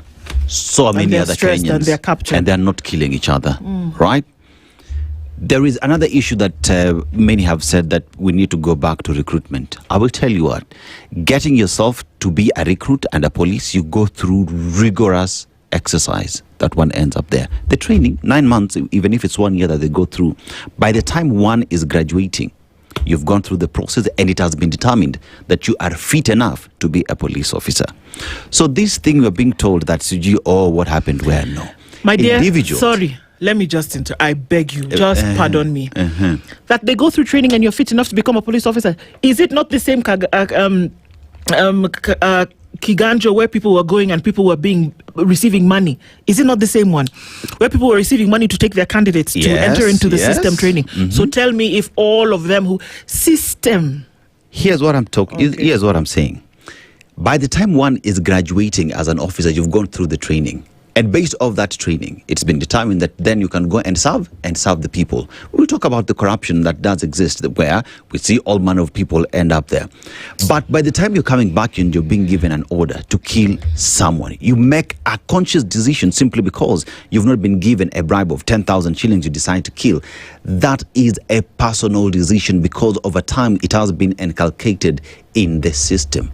So then one asks the question, where we have a body called IPOA that is supposed to speak and is not speaking, where we have an internal audit mechanism within the police officers that is not working, where do we as wananchi go? Because here's the thing, it was Albert Ojwang, it was Rex Masai, it was Brian, it is Eric today. Tomorrow it will be you and I. Until when will this continue happening? Because let's face it, I will be stupid to think that the intelligence of this country does not know what exactly happened. I would be super stupid to think that the president does not know this happened. I will be extremely stupid to think that Kipchumba Murkomen does not know that this happened. Yesterday, they were meeting with chiefs. What is the role of chiefs? What is the role of that chief in Mathare? So here we are now saying we want to work with the chiefs to provide. Which security are you talking about? Hey. Mimi, I don't. Which security are you talking about? One of the books that I'm reading talks about the psychology of brutality, and I made mention of it earlier, where it talks about the difficulty. That it's rather the threshold of difficulty that has to be met by one human being to take the life of another, right? Like now, if you're working around things like strangling and you work around things like knifing and things like that, the amount of force, right, that needs to be leveled against another human being in order to be injurious enough to cause harm that leads to death is not funny. True. That something has to be deviant and I'm not talking about a fight. I'm not talking about two boys going at it over a thing and then they finish and then they're done. I'm talking about the one that will bring harm sufficient enough to cause internal injury that leads to death. That for you to keep going. And the people who are trained in torture are trained in this thing. And they've actually, in that book that I'm reading, I'll bring it for you. In that book that I'm reading, even those who are going through elements of interrogation have admitted after they have finished their service that it takes you to be off. It takes you to be off somewhat to then stick to it, whereby you're torturing this person until they tell you what it is that you want to know. Do you understand what I'm saying? Yep. But by the time it is okay for you to do that, you are not okay. And where am I going with this? If what is happening in Kiganjo that you're talking about is actually happening, then you know what? The system would have also told you whether these people would be able to lose it in a situation, if it was proper, in a certain situation, or if they had reached a threshold of selfishness, if they had reached a threshold of greed, or they had reached a threshold of brutality, you don't want that person. And for all of you to be able to coalesce, even if it is one person, to use a club on another human being for something which in books is regarded as petty, then we have to question the system. And I am not going to stick onto individuals. I am going to keep asking that there be a question of the system. If you do not interrogate and audit the system that then regurgitates these people who kill a young man, I'm not even talking about Eric, who kill a young man in April 2025. If you're not asking those questions, you are not serious about nationhood. You're not. And that we sit in that same sepsis and then we allow, because that's what we've done, we have not dealt with it. So if you don't deal with something, you allow the same thing to reoccur. There is a gentleman who sat in the docks and said, oh, had it been war unto me, I would not have done it. Look at it now. Less than a year later, not too far away, by the way, in just another police station, something has happened to somebody else that has allowed the same thing to be repeated if we are not doing an audit and interrogation of the system. Let me not sound like a harbinger of doom, but Eric Otieno is not the last. It will happen again. And don't be deceived that the officers who did this, the ones who killed Eric, are sitting somewhere remorseful saying, oh my God, woe is me. Don't be disillusioned.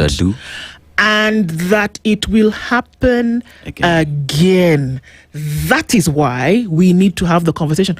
I'm telling you, whether IPOA stands up today, which they probably will give a presser sometime today, whether they start to investigate, whether somebody goes to court, whether they deal with the cosmetic top layer of all of this, if you don't cut out the cancer, it will happen again. That is what should incense you.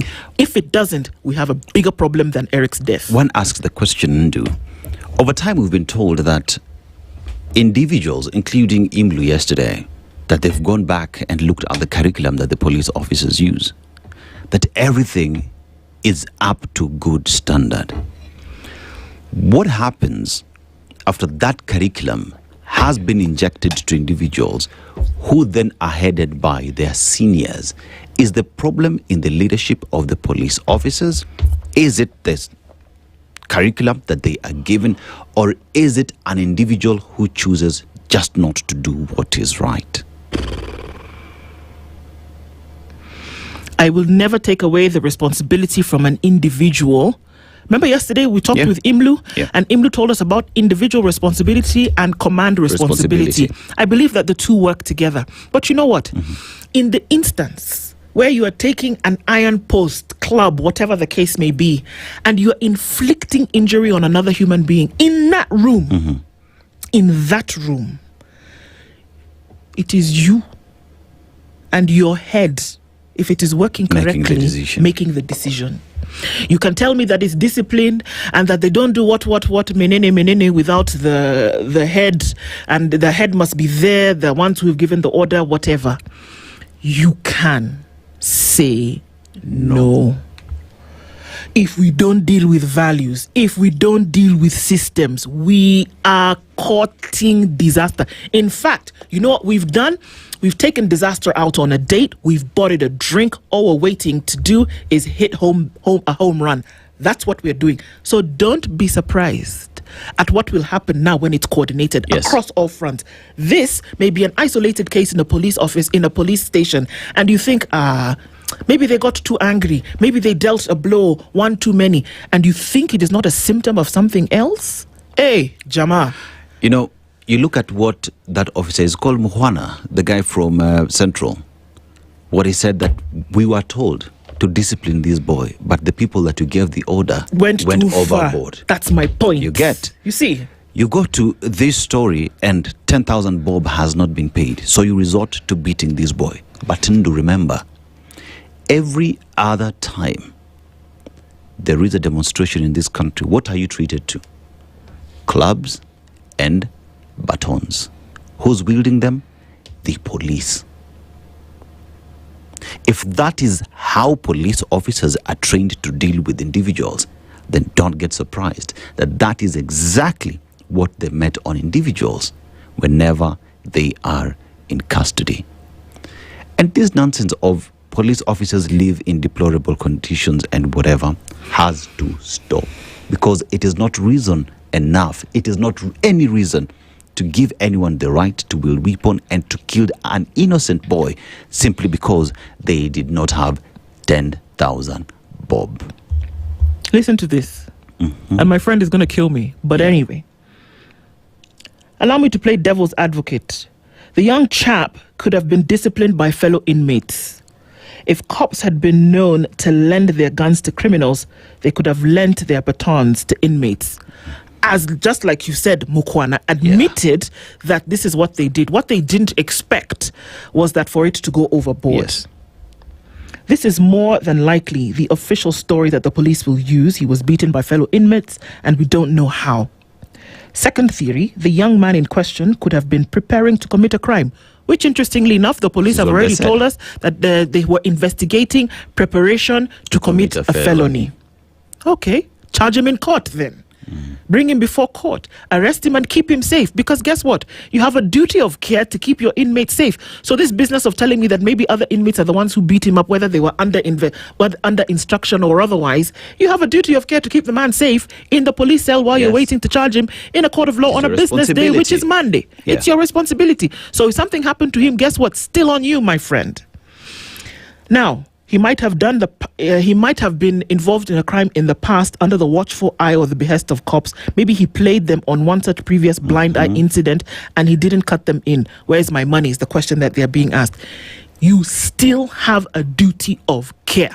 If you arrested him in good health, he should be brought to court in good health. Come on. Simple. What do you call 1,000 board? Okay, well, I mean, it's now when you look at that, you need to ask yourself serious questions. Yeah.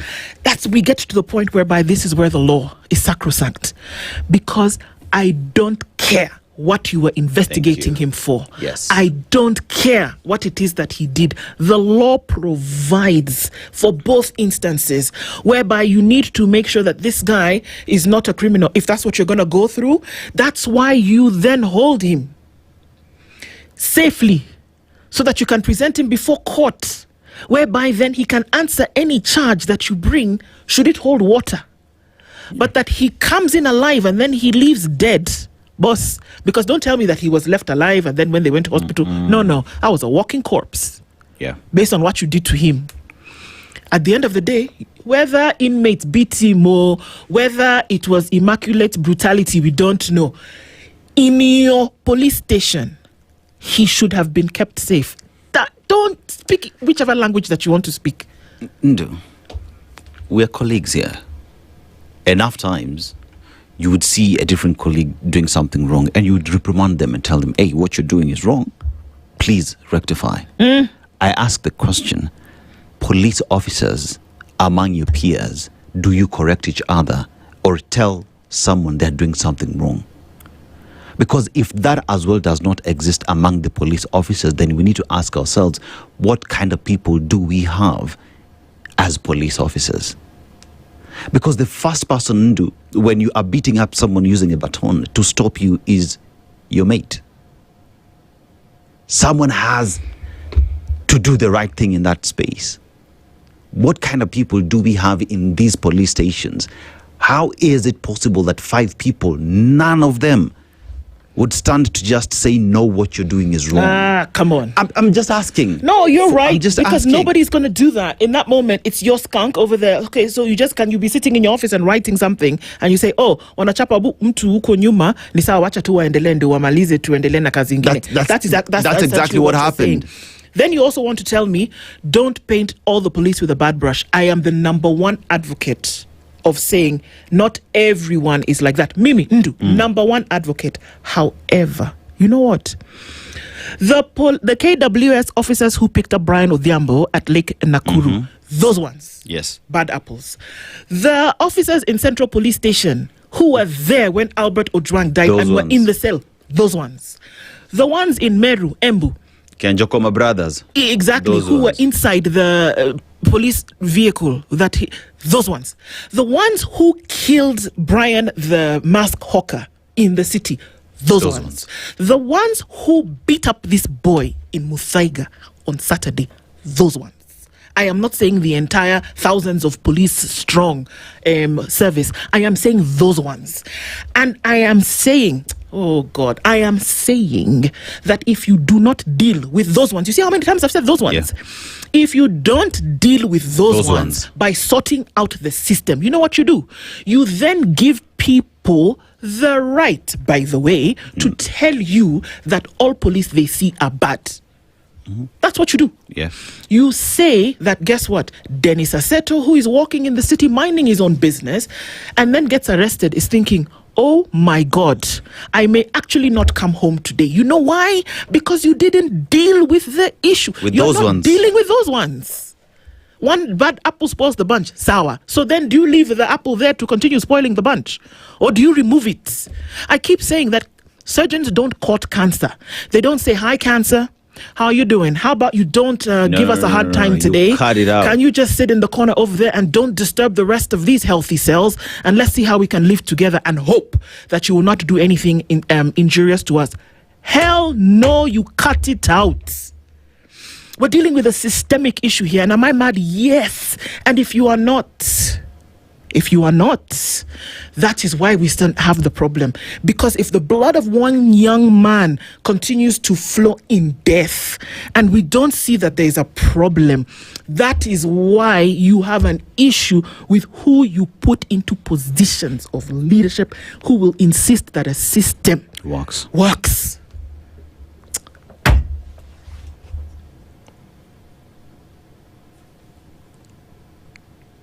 This is not a conversation that just has to take place in a radio station. This has to be the national conversation, because security is so integral on a nation moving forward, whichever you want to look at it. It can't be that when there is a problem, you want to go to a police officer, you can't go to a police station because you don't trust them. Yet when you leave, you find goons on the road ready to pounce on you. Yet when even you are out there trying to make things right, that you're being attacked by the very same police officers. This has to be the national conversation. This has to be the national conversation, because it's too much. It's too much. I get arrested today. Convince me, Nduh, convince me. Because this boy was given a phone call to call the parents. What did he say? I am in pain. Wamenipiga, wameniumiza. Nitafutieni 10K. It is the brother who's narrating that. By the time he is picked up, taken to hospital, is pronounced dead on arrival. It is Eric today. Mm-hmm. Could be you. Mm-hmm. Now ask yourself the question, the people in positions of authority. IPOA, what exactly are you doing to ensure that the police that we have is actually operating within the law? Because remember, for me to be able to enjoy everything, even if it's that 2060, I need to be alive to see that 2060. So then President William Ruto, when you promise to uphold the Constitution and ensure that each and every single person enjoys the rights that they gave to themselves in that Constitution, what is your responsibility? But then again, heck, I gotta ask the question, how do I trust that you as the president, as the commander-in-chief, will do the right thing when you gave an order to shoot in the leg? How do I trust that the cabinet secretary who is in charge of a police unit, who is in charge of security, will take care of me as a setter, will take care of Eric to ensure that he gets justice when you gave an order for police to shoot and you'll represent them? To members of parliament, how do we believe that you will do oversight when one of you made the call to shoot to kill and no one in that house called out that member of parliament? No one sanctioned him. IPOA has not even asked that member of parliament to explain what exactly he meant. Then here we are thinking about Kenya, great country, security, ikongangari, wapi. What do you think runs in the minds of that family whenever they see a police officer. Thank you. And many other people. That is what I'm talking about, Dennis, that the danger of saying, okay, fine, we can understand the danger of having a blanket condemnation. But what do you expect to happen? Yes. If you don't deal with those ones, and I'm going to insist on those ones who put the two brothers in the back of a vehicle, 6 officers, and dealt with them until what we are being told about what happened to their bodies in the back of that police pickup until they died. Both of them died. You want to tell me that they were just riding along? How come the other people who were sitting behind didn't also die? Those ones, the KWS officers who picked up Brian Odhiambo, by all witness accounts, it is those ones. The ones who, whether they gave the order, whether they were there, whether they landed the blow to Albert Ojwang, those ones. The 5 police officers who are already being alleged to have done something about this, those ones. The one who shot the mask seller in the city, Brian, those ones. Yeah. The one who shot Rex Masai, who aimed, fired, took the shot, that one. Those ones, those are the ones that we're talking about. That if you don't deal with those ones, that is why we all will say that the entire police service is brutal. Dented. And is dented. And the reason why you take one person to court, or you charge them, or you insist that you make a spectacle, is to set an example and to establish precedents, so that tomorrow the person who wants to imagine that they can take the law into their own hands, or that they can meet violence upon someone else and take life in such a despicably arrogant way, then will say, oh, wait a minute, I shouldn't actually do that. Yesterday we were told that they are subservient to the Constitution. Well, we are saying that you actually should be. And if you are not, there need to be mechanisms to deal with you. This is injury time, folks. This is not funny. At this point, it's either you win or you win. Yeah. You don't have a choice. And it's not just about being angry. It's about opening your mouth. It's about calling their names. It's about saying those ones. And people say, why are you making noise? Yes. We will make noise. Because the blood of a man, blood of a man is too precious for you to gloss over as though you stamped out an ant. Because that is what we are saying. The hundreds of people who die every day, who are disappeared, who we don't even know what happened to them. They've been unalived. Things that have happened to people in the last, I don't know how many years, and we've kept quiet about it. That is why we are where we are. Don't wonder why you can't move forward. Don't wonder why. You keep seeming as if you're moving in circles when the blood of the innocent is crying. You may think that they don't connect, but they do. If you do not deal with these systemic issues, if you do not raise your voice in dissatisfaction, if you do not talk about these things and make decisions that will ensure that a system in a democratic nation works, guess what? And it's going to hurt you. But there is no difference between you and the person who landed the blow on Eric Otieno.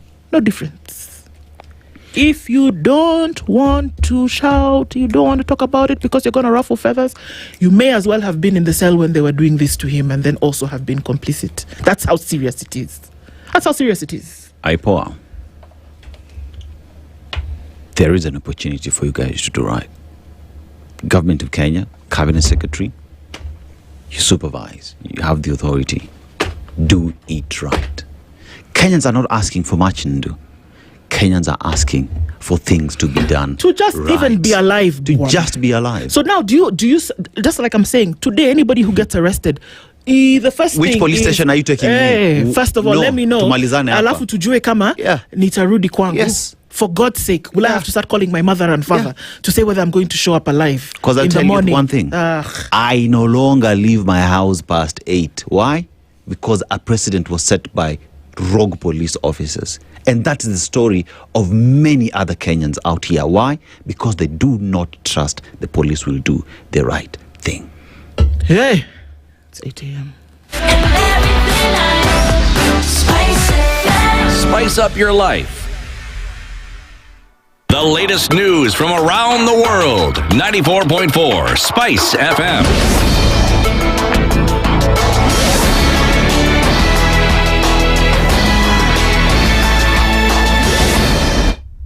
Good morning, this is the news. I'm Sheila Tembor. The Kenya National Examination Council is facing a 6.7 billion shillings funding shortfall as it prepares to administer this year's national examinations and assessments. The council requires 16.6 billion shillings to conduct KCSE, KPSEA, KJSEA and school-based assessments for about 3.5 million learners, but has only been allocated only 9.9 billion shillings. Basic Education PS John Ololtua told the National Assembly Education Committee that the ministry will continue seeking additional funding to support the examination process. The disclosure came as NEC announced it had received 4.9 billion shillings from the National Treasury to clear payments for invigilators, center managers, security personnel, and other contracted staff involved in the 2025 examinations. Health CS Nduh has dismissed claims that 1.2 billion shillings from SHA was paid to a private company, saying all charges linked to the National Digital Health System are lawful and regulated by the government. In a statement, Nduh said the service fees collected through the digital platform are paid to the Digital Health Agency, a state corporation, and are subject to public financial accountability. Said the digital health system is provided for under the law and is critical to implementing universal health coverage, with all revenue collected audited under public finance laws. The CS also clarified that private firms involved in developing the platform do not receive or control funds meant for healthcare providers, adding that SHA remains responsible for processing and paying medical claims. As said, the service fee was introduced through regulations that underwent public participation and parliamentary approval. Nduh's remarks come after concerns were raised over the management of charges collected through the National Digital Health Platform. As said, the government will respond to a related court case while continuing discussions with healthcare providers on challenges affecting claims processing. MPs have raised concerns over delays in implementing digital land management systems 5 years after the program was launched. The National Assembly Public Accounts Committee questions Lance Pierce Nixon Korir over why only 4 out of 83 land registries have been digitized so far. Kenyans just want to know when will this disaster, be fully, operational, digitized, There are people who benefit, and that's the truth, Pierre, who benefit from personal contact. When someone needs a document fast-tracked or whatever, it should just be digital. And I also believe government will raise more money. Digitization is being frustrated internally, not by lack of funds, but by those who benefit from having a manual process, because that's where the money comes in. If it is digitized, there will be no money. Korir assured the committee that the process will be accelerated following a 16 billion shillings intervention from the World Bank to support the digitization program. Part of the World Bank project is to audit the disaster system to make it more faster and more efficient. That will then necessitate some change of law. In essence, Honorable Chair, we have a system that we just need to replicate, adjust a little, but run with it.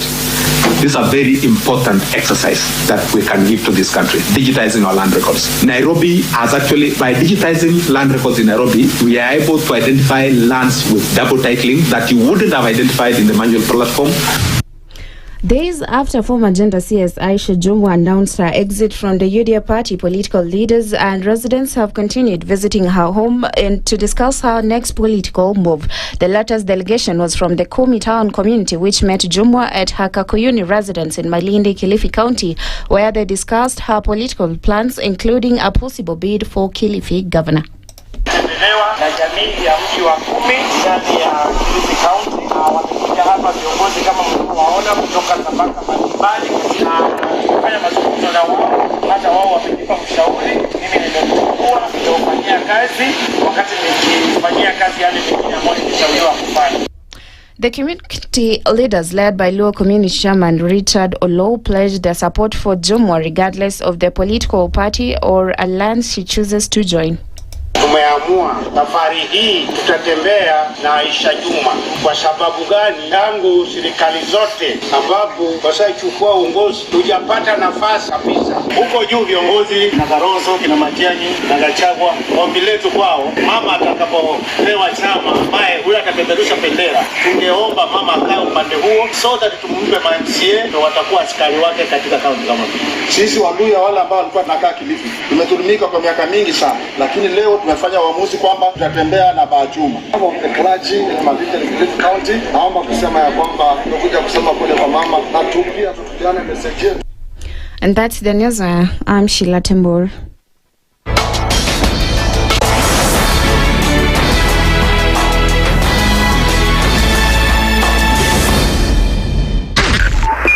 .5 Spice FM, Kisumu.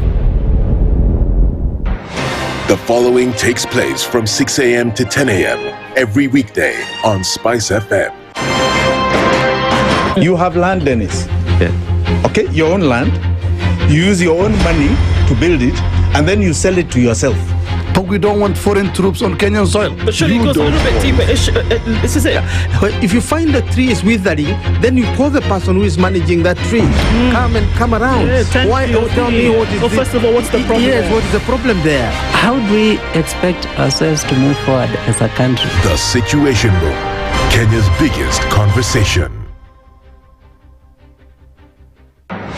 The following takes place from 6 a.m. to 10 a.m. every weekday on Spice FM.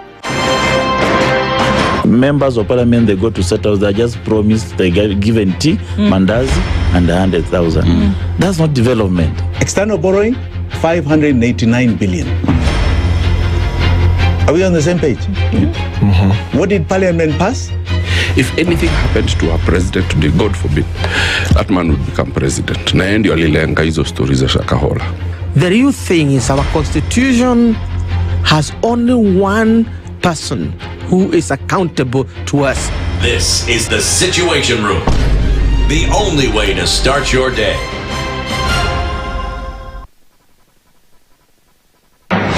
The following takes place from 6 a.m. to 10 a.m. every weekday on Spice FM. Baba should disown these experts and they say they went there on the, because he keep on telling us that these experts just you came from Dubai and he found them there already at State House looking for jobs. Government has to has to introduce austerity measures. It's something that this government and the previous ones have not been able to do in this country. We've talked about it so many times. And really, I think you have seen the modus operandi of William Samoei Ruto since he came in. It's just showbiz. This is the Situation Room, the only way to start your day. Mature, intelligent talk every morning. Spice up yourself.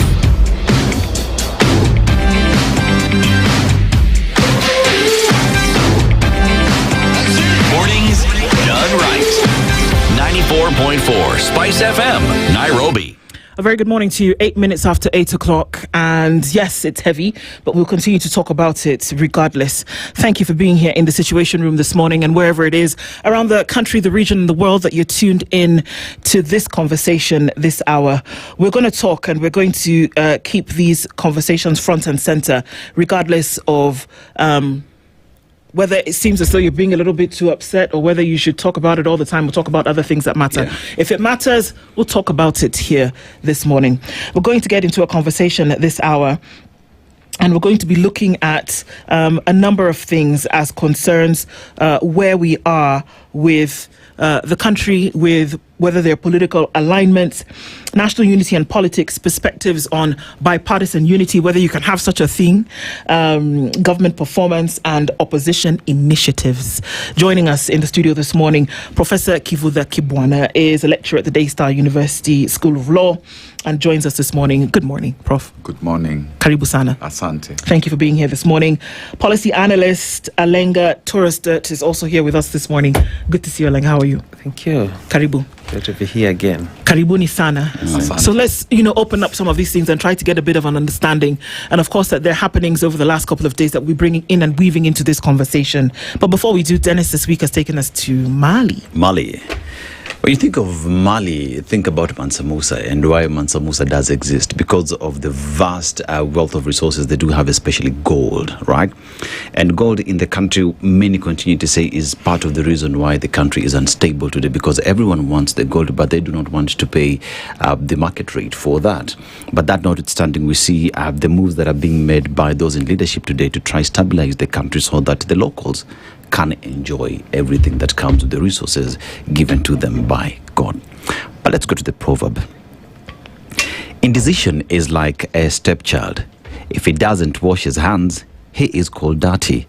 If he does, he is wasting water. How would you interpret Alenga it? first. You Alenga. Alenga, you've been nominated. Yes. Recap.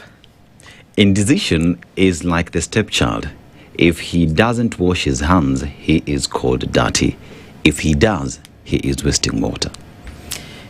I think it the proverb opens up the paradox of life, that there are times you have to make a stand, and for whatever stand you make, there are consequences. They may be good or bad, but either way, you should not sit on the fence. Yeah, it's true for something. Prof, now, how would you interpret it? Well, I think Alenga has really nailed it. Yeah. But in life, sometimes you do something that you think is good, you're blamed. You do something that perhaps is not good, you are blamed. So sometimes you ask yourself, what should I do? And therefore, you still need to do what you consider right and move on. Yes. But about Mansa Musa, with all those riches, I remember him going to Hajj. Yeah.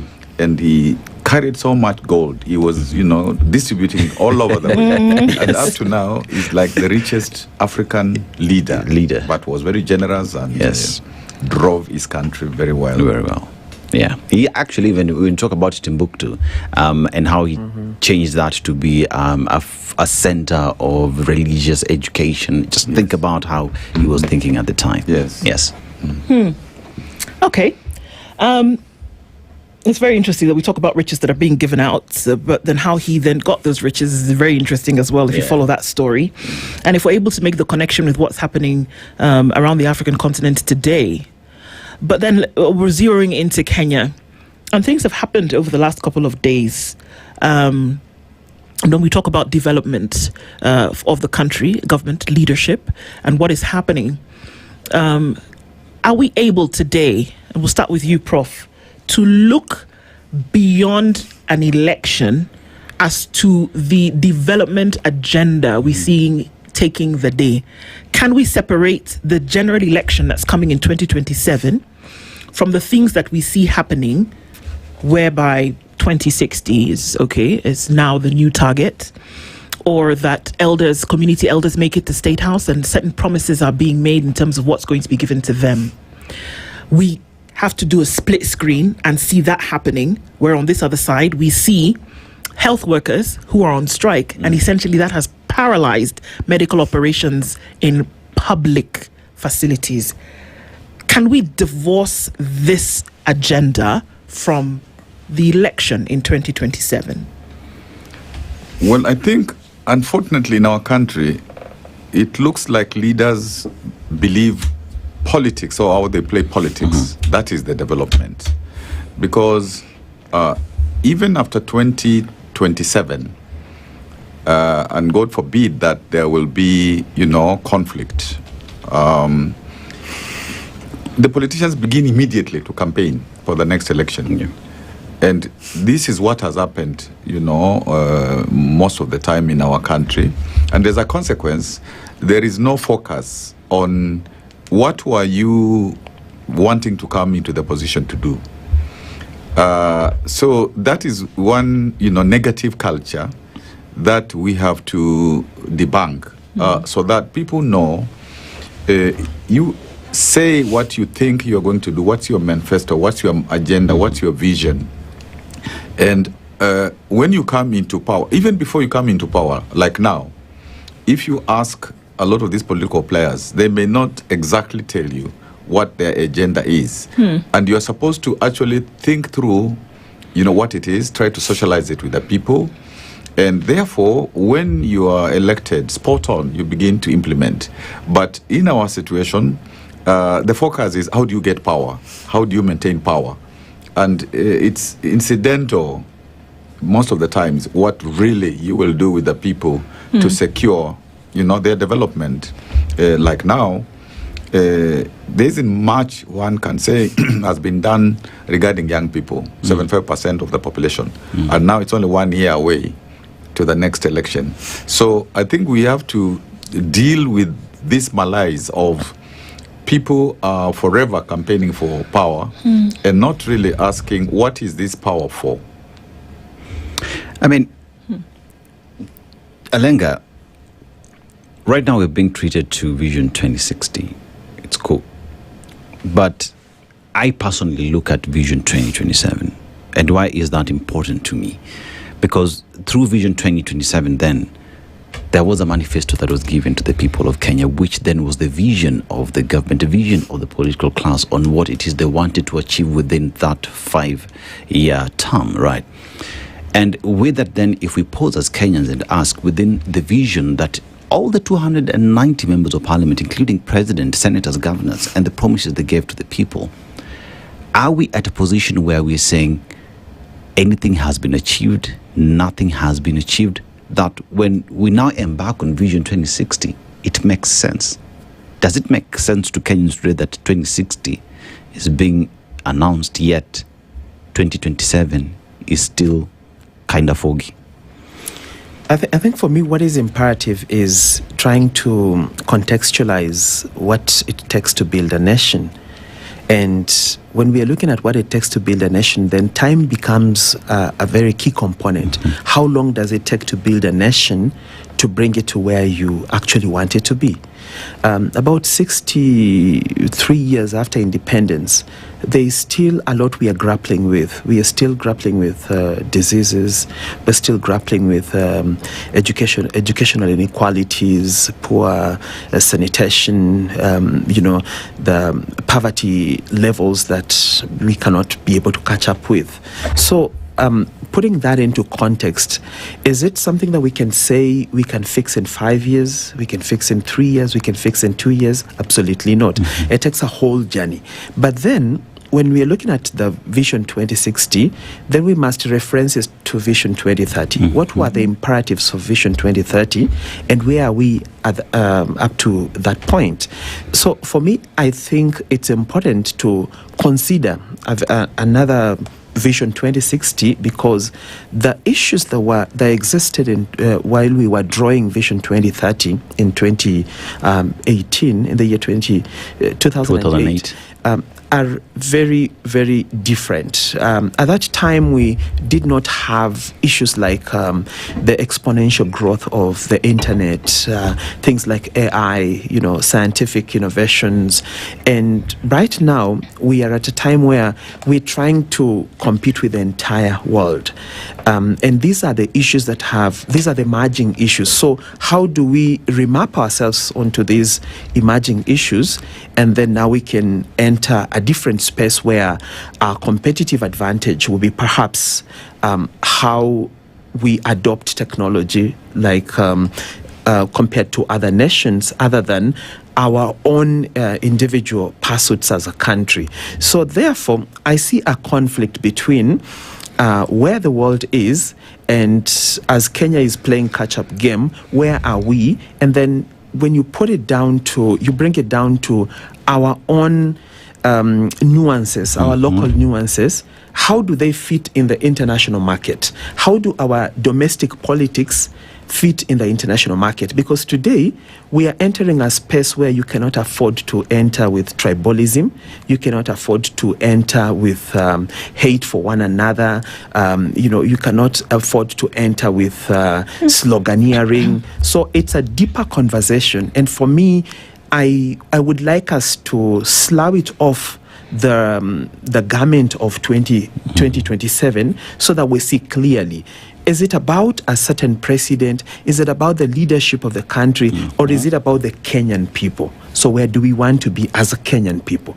We could contend about who's in power today, But even after this regime is gone, we have a country to fix, and we have a global market that is not waiting for us. Okay.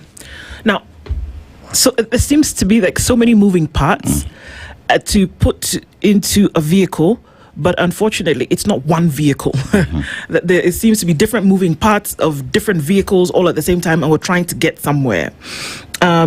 In all of this, Prof, how much does leadership matter to then bring out the right vehicle with all the correct moving parts to get where you want to go? Okay, maybe before attempting to answer that,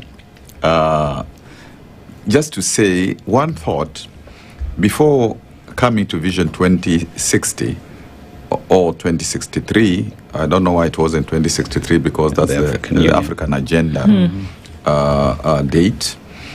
One would have first of all looked at Vision 2030 to evaluate what have we done, what is still a supplement, what is it that we haven't done, so that you make that part of a new vision. And again, I think it would have been important to actually indicate what is going to be the role of the citizens in terms of coming up with this vision. Is it just something that is going to be done by consultants, and then later it is presented to the people as a fait accompli, even if they are told there's a bit of public participation that is required of you? So I think sometimes you can begin something that you believe is important, but the way you begin it, from the word go, people just write off the initiative, and then you begin to ask, how come people are refusing a national conversation on this particular vision? And of course, there is the question of the previous visions. Have they been like the 2022 vision, bottom-up vision? To what extent has it been implemented so that you can give people comfort that whatever is now being proposed will be implemented? But I would imagine since 2060 I will not be around, others will debate this question. You may just be there. Those are many years. But now about leadership. Actually, at this point in time, we can see, several, as you said, several parts, several groupings, which are trying to, first of all, advocate for their positions, and hoping that there will be a coming together, especially with the opposition, and the president also wooing many groups so that they also come to his side, and if possible also trying to ensure that the opposition is not cohesive. And of course we know that what we are calling development, what we are calling the country to go forward, everything rises and falls on leadership. And it is at whatever level, whether it's family level, whether it's school level, wherever. So one of the things that we have missed over time in our country is this division of leadership, so that there is, what is called an opposition, what is called a government, and they never think that there are times you address things as a, in a bipartisan form.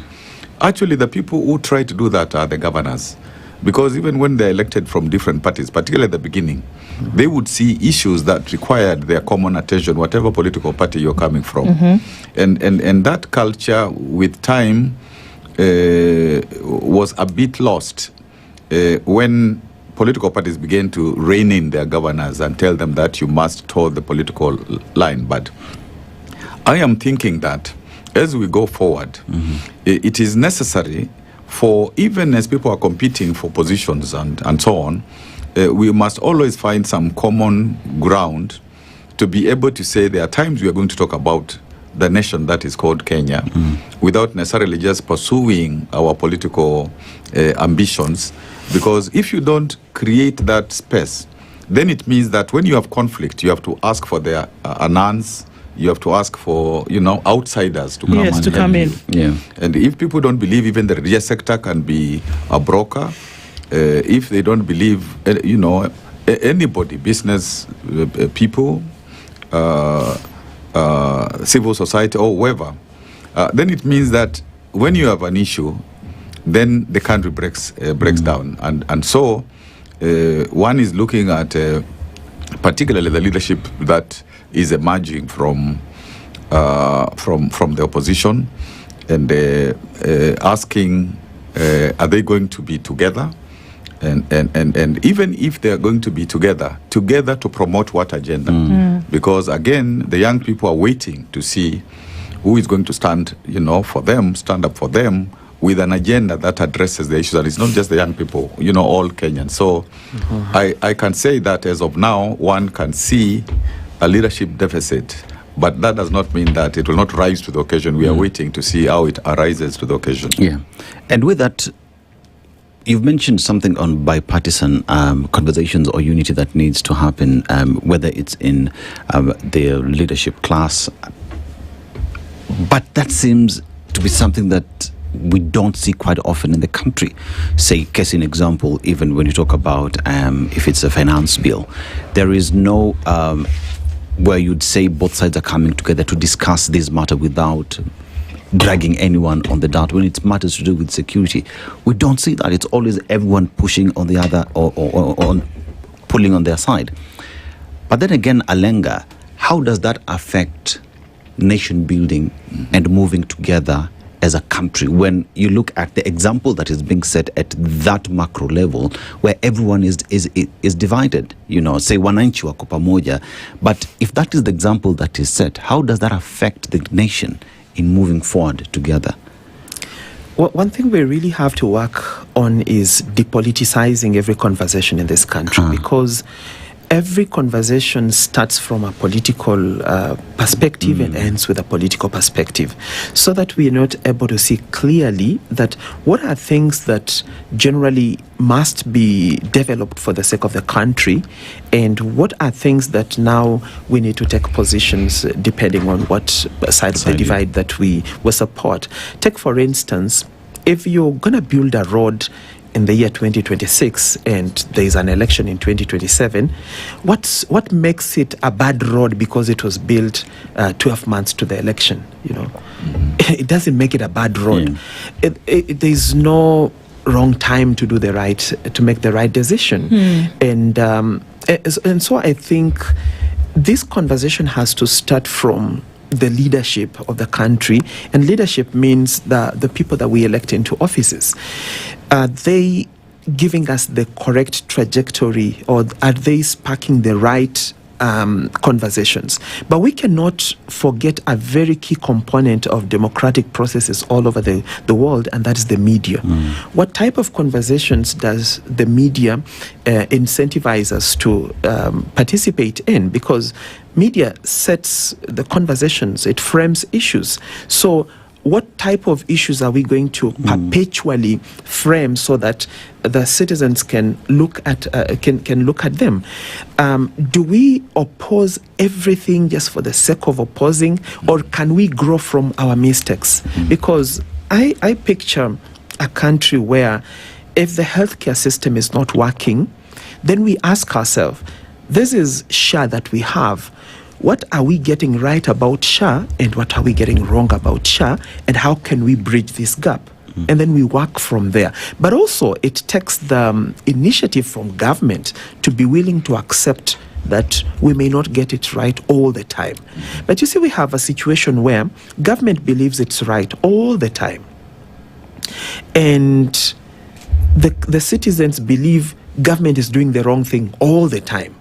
But then who sets these conversations? The political class and the media.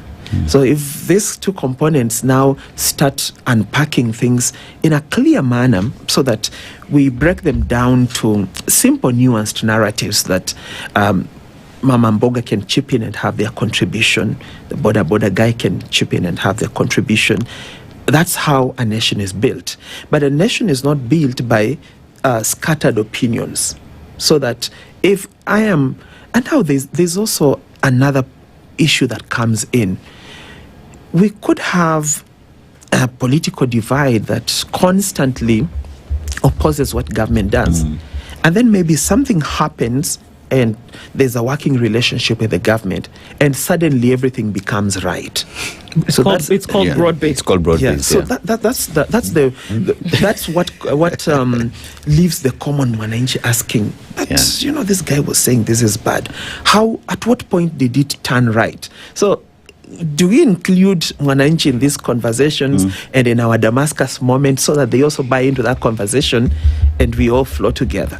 Okay, I'd like to take a break, but then maybe come back and then say, well, some of these things that are happening, though they may be amplified by media, are very clear. And if we look into, if you look into Nairobi, just a few months, actually it was 6 months ago to this month, where the same chiefs who were in State House yesterday, we were told that they were all going to have tablets for the operation. I mean, that's just one operational thing. Yep. The same chiefs were brought into State House yesterday and that were given another promise. And the question is whether these things will happen. Whether you like it or not, they come into the public arena. People are very clear about certain things. But then what do we do with that? We'll come back and continue this conversation. Alenga and Professor Kivu Dakibona are with us this morning. We'll continue when we come back from this short break. Stay with us. This is the Situation Room, the only way to start your day. Traffic.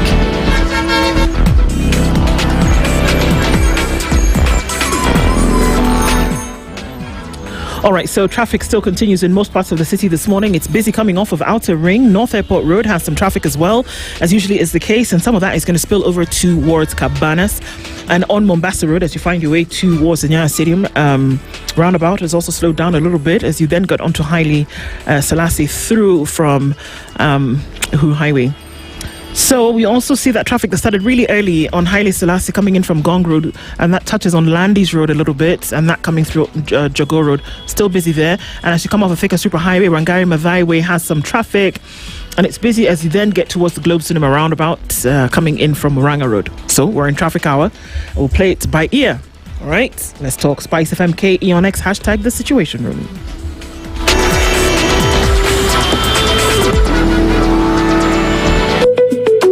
Ebola virus disease is a severe and often deadly illness. With outbreaks reported in neighboring countries, we all need to stay alert. Ebola spreads through direct contact with the body fluids of an infected person or by touching contaminated clothing, bedding, utensils, needles, and other surfaces. It can also spread through contact with the body of someone who has died from Ebola. Watch out for symptoms such as fever, severe headache, muscle pain, diarrhea, vomiting, or unexplained bleeding. If you or someone you know develops these symptoms, especially after traveling to affected countries, immediately self-isolate and call 719 or seek medical care. Protect yourself by washing your hands regularly with soap and running water or using a 70% alcohol-based hand sanitizer. Avoid contact with bodily fluids like vomitus, diarrhea at cough, a suspected or infected Ebola patient. If caring for a suspected case, wear appropriate protective equipment and call healthcare providers immediately for assistance. Avoid travel to areas experiencing Ebola outbreaks. If you have traveled recently from an affected area, monitor your health for 21 days and report any symptoms immediately. Avoid eating or handling bushmeat from live or dead wild animals such as bats, monkeys, antelopes, and porcupines. Remember, people affected by Ebola deserve compassion and care, not stigma. Stop spreading rumors and always rely on verified information from the Ministry of Health.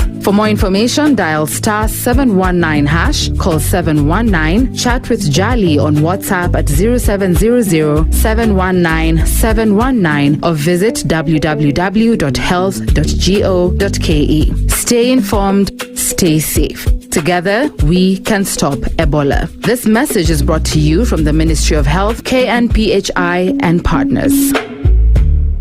Mature, intelligent talk every morning. Spice up yourself.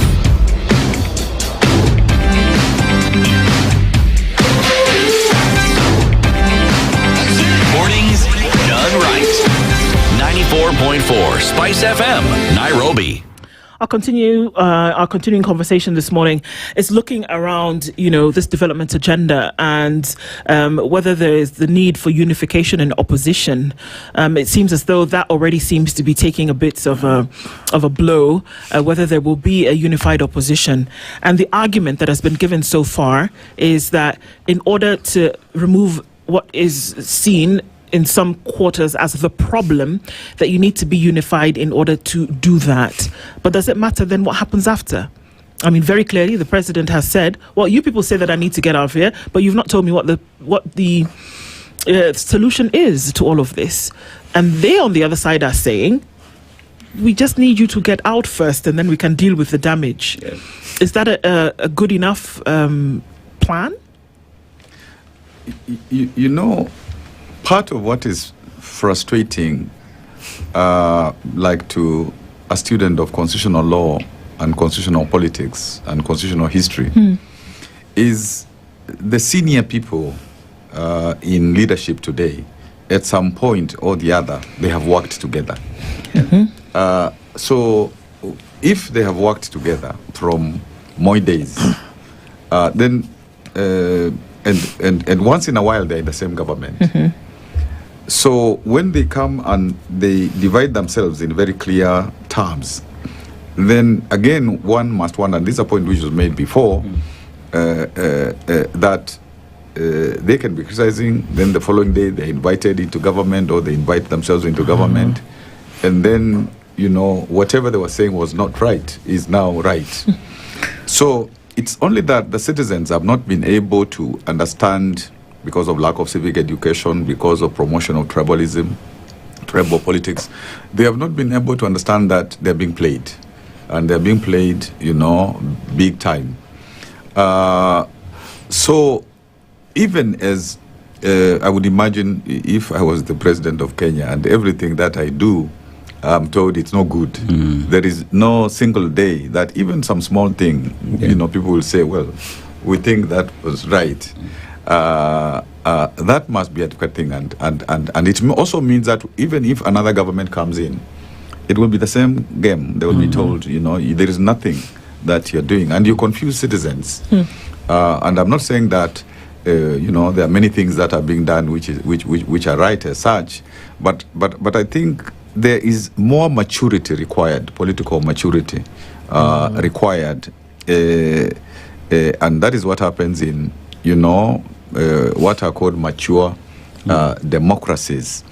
And that's, a point we made earlier, that it will be necessary to create spaces where people can, sit together and say, now we are not just fighting, now we are trying, like if it's public debt, people need to sit down together and ask, this can actually create a major problem for the country. How is this to be solved? Because if the country falls, even those who think they'll come to power, there will be no country for them to be presidents and so on about. But having said that, I think it's good, the opposition saying that it wants to come together, and it will be good for them to do that. The president also is trying as much as he can to recruit more people to his side. But we really need to know what's the agenda for solving our problems, and it should be a realistic, agenda, where you cost it. You say, this is the kind of money we have. This is what we'll do this. From our experiences, we are able to deliver this, so that we really go to another trajectory. And even the young people are saying, I have listened to some of them saying, that they are now going to come up with a social contract. They are going to say that these are the things that we want. If it's education, university education, which is almost collapsing, actually a lot of the education, if it is health, if it is youth employment, so that they say that you will have to convince us that you can carry this agenda. This is our agenda. We are not just waiting for you to tell us, as you usually do, that this is what you are going to do, for us. So, of course, I'm excited personally with some of the young people who are coming forward to leadership, like Linda Mwananchi guys and so on. Although sometimes you can see them introducing elements, and I'm saying, but these are some of the old people and all that.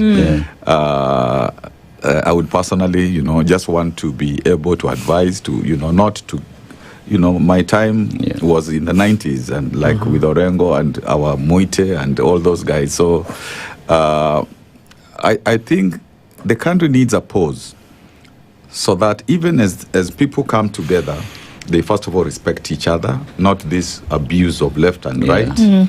And they respect the citizens by talking truth to them and not just spewing vitriol. But of course, I'll be told that in politics, you put your enemy down and then you succeed. But I think we need to find a new formula for doing, our politics. I think what Prof is alluding to is issue-based politics. And that has been said that is what is lacking in the country, because like what we've seen for a while is politics of sycophancy, how much can I bribe? It is a question of sloganeering, which is the catchy phrase that I need to come up with to entice the masses. But like Prof has said, we don't see where individuals coming to say, on education, the funding model, this is what we have. This is my proposal, and I implore on Kenyans to come. We have a discussion on how this will be fixed. That it is not only an agenda coming from the political class, but that Kenyans as well are included, and they understand exactly what the plan is moving forward. Our agenda on security, our agenda on economy. We have debt. I remember we were told that we will not borrow debt, you stop digging. What is the conversation with Wananchi on these issues that is a concern to them across the political divide? How do we fix politics of sloganeering and now start having issue-based politics that includes Wananchi? Interestingly, one of the key pillars of the Vision 2030 was the political pillar which stipulated that we need to have a democratic process that is issue-based, result-oriented, and people-centered. So that is well captured within that. But then when you look at the ground, you actually see we are too far away from actualizing that. But then the political games that Prof referred to happen in this way. We just switch sides and then we compel the citizens that we have actually changed. Today, there could be a movement. Maybe you and I start a movement and we say we want to change this country. But then every time there's a movement in this country, every time there's a moment where you anticipate credible change could take effect, it is always hijacked by the same characters that have underperformed in the past, have been part of corrupt governments, they have dark history, but they just wash themselves overnight and they come and say, we're now pushing this conversation. And when they do so, then Common Mwananchi says they are fine. But then how do we empower our citizens in such a way that they're not going to vote for political parties, but they'll go deep down to understand who is this person, what do they stand for, and what contribution can they make if they are elected? Because what we do is just we vote parties. Today you'd vie on party X and everybody says, if you're coming with that party, we don't want you. It doesn't matter how good you are. It doesn't matter the leadership qualities that you have, the integrity that you have, the vision that you have as a person, but they would deny you that opportunity because you did not enter into the outfit that Mwananchi wanted. The political razzmatazz that is created every time gets the person on the street thinking about the slogans more than the substance. But then how do we move away from that place? I look at a generational issue because we have the older generation who have gone through the folds of time. There's immense contribution some of them have made into the current Kenya that we have today. But then every good story must come to an end. But then when we when we cling on to the space for too long, we do not allow the space to grow. We do not allow for alternative views to come in. Then comes the question of the cost of politics in this country. Because you may have the ideas, you may have the will to change your country, but the political cost is way too high. How much does it cost you to become even an MC in this country? How much does it cost you to become an MP in this country, leave alone presidency? So that shutters out a lot of alternative views from the space. Then it becomes very clear that the person who has been in politics since 1992 and is not going anywhere anytime soon, then has enough money to run a political campaign for his local MP seat, to run a political campaign to become governor, to run a political campaign to become president, and so on and so forth. So that attachment of our electorate to what they can get from the politicians is what brings us here. Because the one who has the money is the one that now carries the day. And when that happens, then it becomes difficult for us to evaluate people based on the content of their ability, their character, and their personality.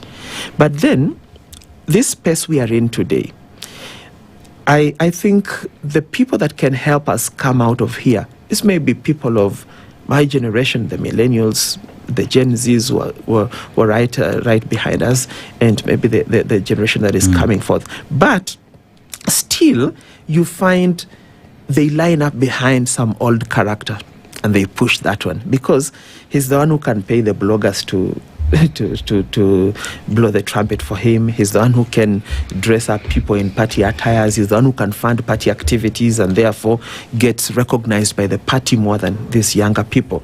So how do we now use the numbers that we have and the political alternative views that we have for this generation, so that we push people into leadership that have alternative views?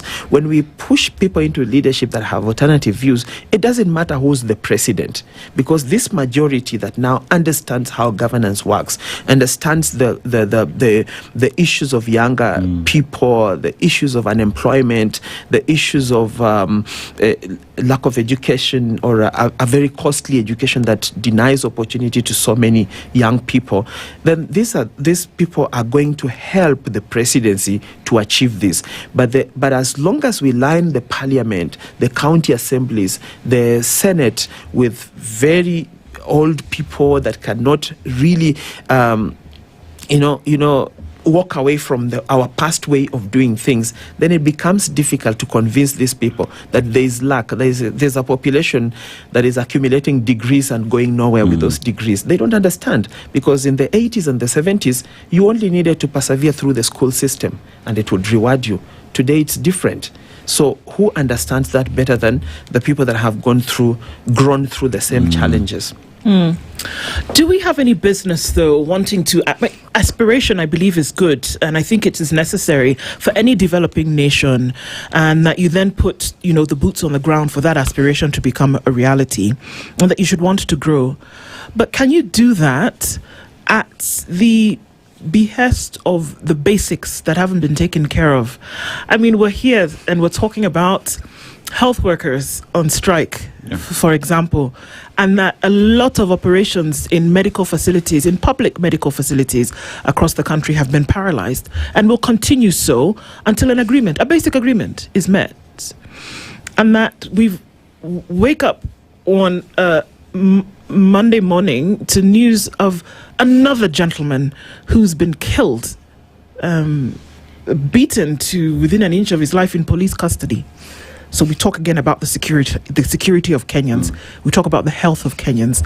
We're now a bit worried because we're getting towards exam season, and the invigilators for last year's exams are yet to be paid. We're talking about people who are still walking for kilometers every day. Even now, as we speak, they're looking for water to drink and use in their homes. We've been told that August and September are going to be incredibly dry months, essentially pulling Kenya again into that drought situation, which is going to require food rationing.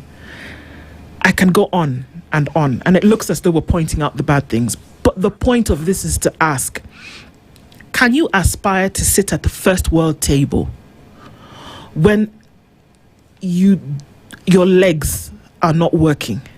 There are certain things that you must put in place to get there. Can you do that? You know, what you're saying is like what the leaders should be saying and wondering about and asking themselves such, basic issues. When you have all these challenges, what are you doing about them? And even as we were saying before, whether you're in government or opposition, because government has the priority to help offer solutions to what you have just described. But that does not mean that the opposition cannot also contribute positively to some of those solutions. Okay. And then even if one wants to get credit, after the thing is done, each of those two sides can say, this was my contribution towards the solution of these problems. Because you have just described a situation where we are stuck. And what leadership does is to kind of multiply those issues so that we are in a permanent situation of confusion, because we are being moved from one crisis to another. And that's like some way of managing the people. And unfortunately, if a lot of the citizens, and we talked about civic education, were able to ask these questions, and that is why from 2023, 2024, 25, 26, the young people are asking those questions, are saying, there is this constitution, it is supposed to be very progressive, it's not being implemented. And if it was, a lot of the solutions would even come from such implementation. This endemic corruption, this, political ethnicity, this unemployment, this, one therefore asks, if you cannot deal with those small issues, not small, they may not be small, like health. Yeah. A lot of the money for health is supposed to be a county function.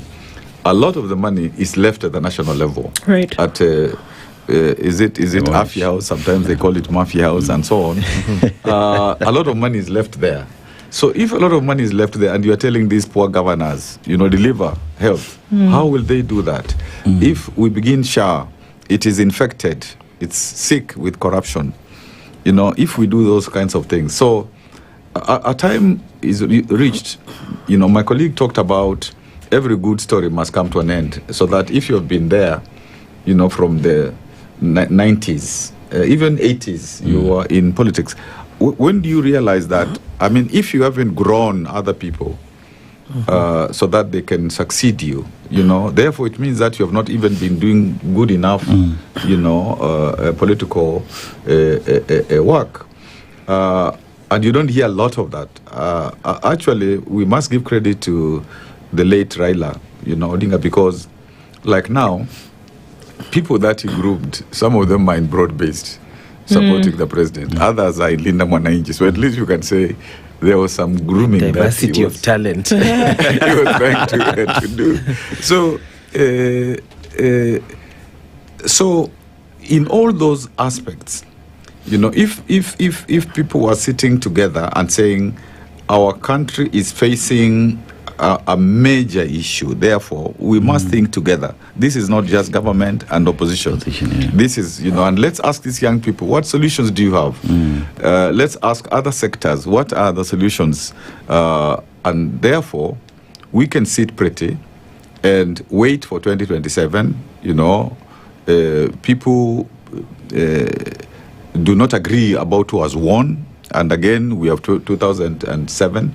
And for me, when I sleep and wake up, I'm just thinking about, if we are not careful, 2027 will be another, dangerous point like 2007, 8. If we continue, I'm right, nobody's wrong, people don't come together. And I don't know whether citizens, and particularly the young people, should reach a point where they tell these leaders, now we want a conversation. We want to call you. so that you can tell us, what do you have in store for us? We are young, we have more years in this country, so that they force, quote, conversations. It's not just to wait for a presidential conversation. And even some of the people say, I don't want to get into this conversation and so on. So everybody goes on, so that actually we begin to ask, is national dialogue possible? And who can convene, and what form it will take? Because if we don't kind of do that, we could have a dangerous moment going forward. And if again we don't really listen to people to know what they're about, we will just have people coming into power who are not that different from those who are in power. Lenga, would you reckon, because it's not the first time I'm hearing that 2027, if we're not careful, might be worse than 2007. And that is a chilling reality that each and every single Kenyan must live with. Do you reckon that time to have this conversation is now, that we do not afford any extra time wasted on things that will not bring this country together? And are you seeing willingness, perhaps, from the political class, because it is said that it is them who are pushing us towards 2027 to have this conversation? Or are we waiting until then we need to call another Kofi Annan? Something that is very important to understand is Prof has participated in electoral contests, and he will tell you that it's not really easy to steal an election in this country.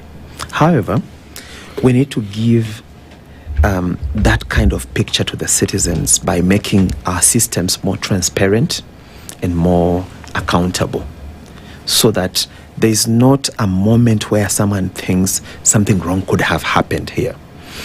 But again, how do we ensure that 2027 is a good year where we go into an election, we go home and do our stuff, and we wait for the results? One very important thing in this country is that we need to arrive at a place where political bad behavior has consequences. But as it were, there's no consequences. Like a politician could get away with anything. So if you stand up one day and say, if you have contrary views in this community and you cast your vote to a different person, we're going to fetch you from under your bed. But the next moment, you just pay a fine of 250,000, which you can easily afford, and you go home and you continue spreading that kind of hate. Because these things don't happen as a coup de foudre. It happens, it is a build-up. People speak and people listen. And then people start constructing things, and this is how we're going to deal with these people. This is how we're going to respond if this happens. So let's have a place where the rule of law actually works in this country. That if you are a politician, we must hold you to the highest call of accountability. That if you're the one who messes, then the law must actually take its course, so that you are a lesson to those who are also anticipating to do the same thing.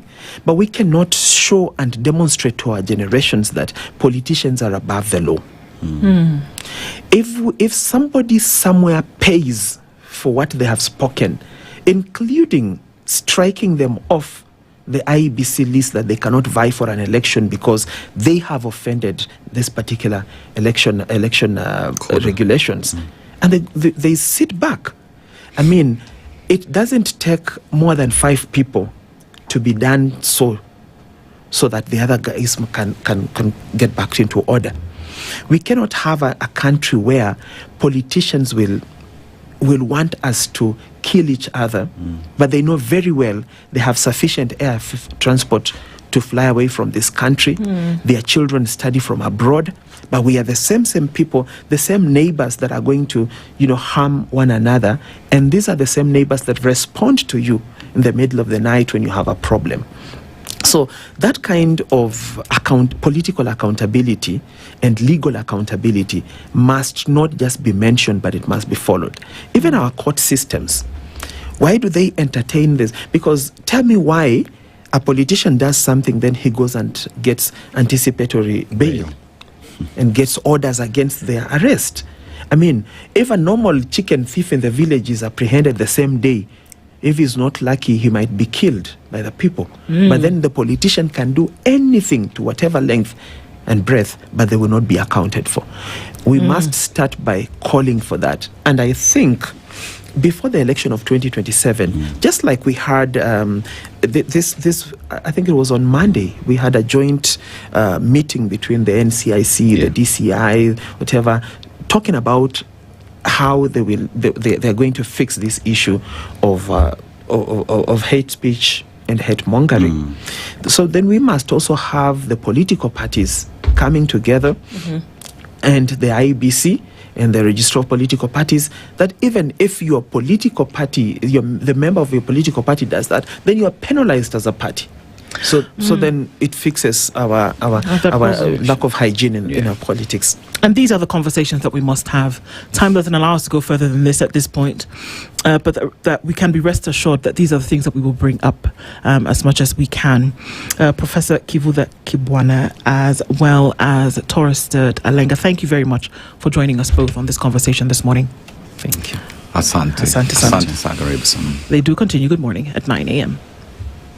The latest news from around the world. 94.4 Spice FM.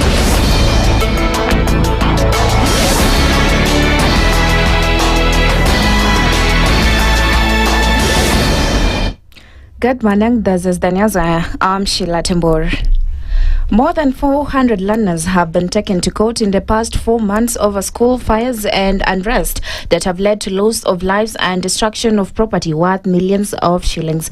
Basic Education PS John Ololtua says the ministry is working with security agencies and school managements to strengthen safety measures and address rising cases of arson. He told the National Assembly Education Committee that a multi-agency task force will soon be gazetted to investigate the causes of school unrest and recommend solutions.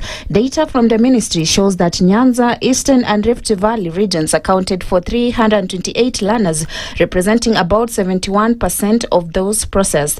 The figures also indicate that dozens of fire incidents, arson attempts and arrest cases and school closures were recorded between April and July. Ololtua said investigations are ongoing with some learners released on bond or bail, while others have been referred for counselling. Nyanza region recorded the highest number of reported incidents at 123, accounting for 34.3% of all the reported cases during the 3 reporting periods. And it was followed by Central at 55, Victoria at 54, Eastern at 45. We have enhanced intelligence gathering and surveillance in schools identified as high risk. We have also done deployment of security personnel to affected institutions to be able to assist in monitoring the situation. We have also done what we call strengthening collaboration between school administrations, boards of management, and security agencies. Kisumu Governor Professor Anyang' Nyong'o says inadequate funding contributed to Kenya's failure to fully achieve the goals of Vision 2030, urging the government to prioritize resource mobilization in the proposed Vision 2060. In an interview with a local TV station, Nyong'o said limited domestic resources and external financing affected the implementation of the previous development blueprint. He said the country should learn from those challenges by developing sustainable funding mechanisms to support long-term projects. Some of the shortcomings of Vision 2030 is that, one, we did not have enough resources, I think, to realize the goals of Vision 2030, both internal resources and the resources we could borrow from or get from our development partners. We learned that lesson, that look, in order to realize the goals of Vision 2030, Vision 2060 must focus much more accurately, or perhaps much more seriously, or perhaps much more consistently in raising resources. Nyong'o cited initiatives such as President William Ruto's World Fund initiative as examples of financing models that could support development programs under Vision 2060.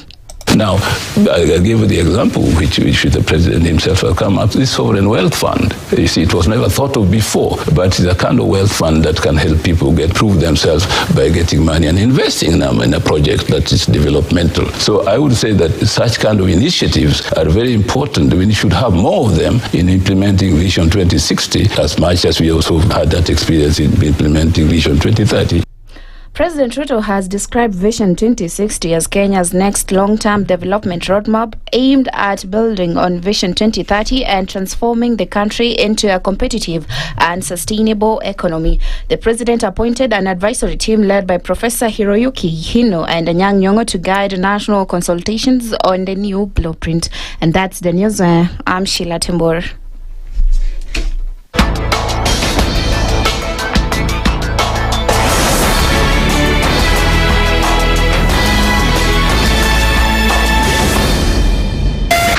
.4 Spice FM, Nairobi. One of the things that are ailing our country is negative ethnicity.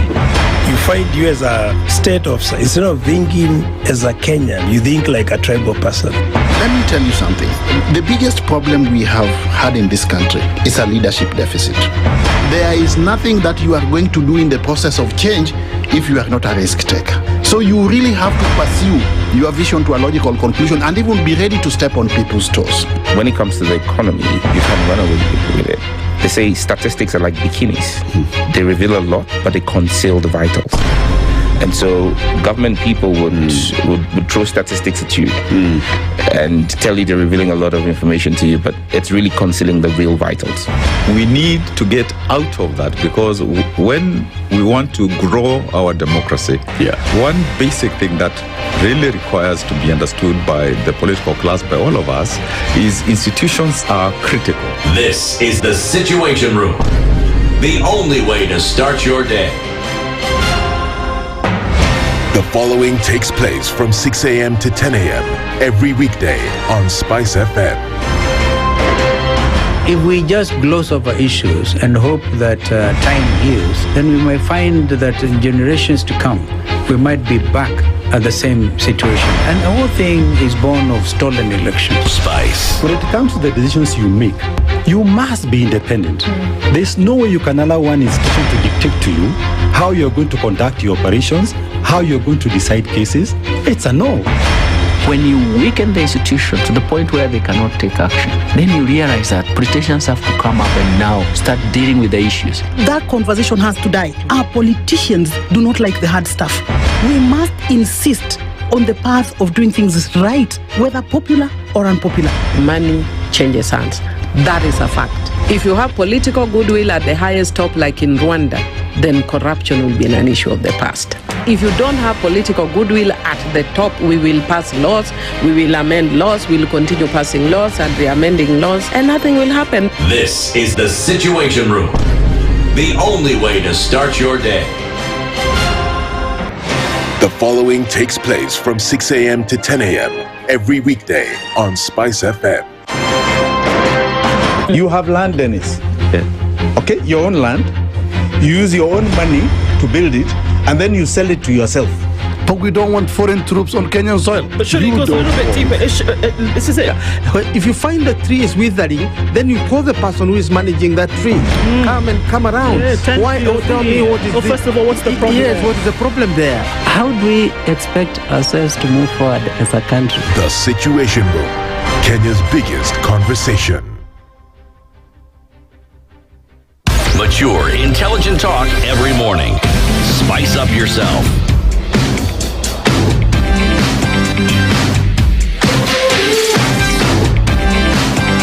Mornings done right. 94.4 Spice FM, Nairobi.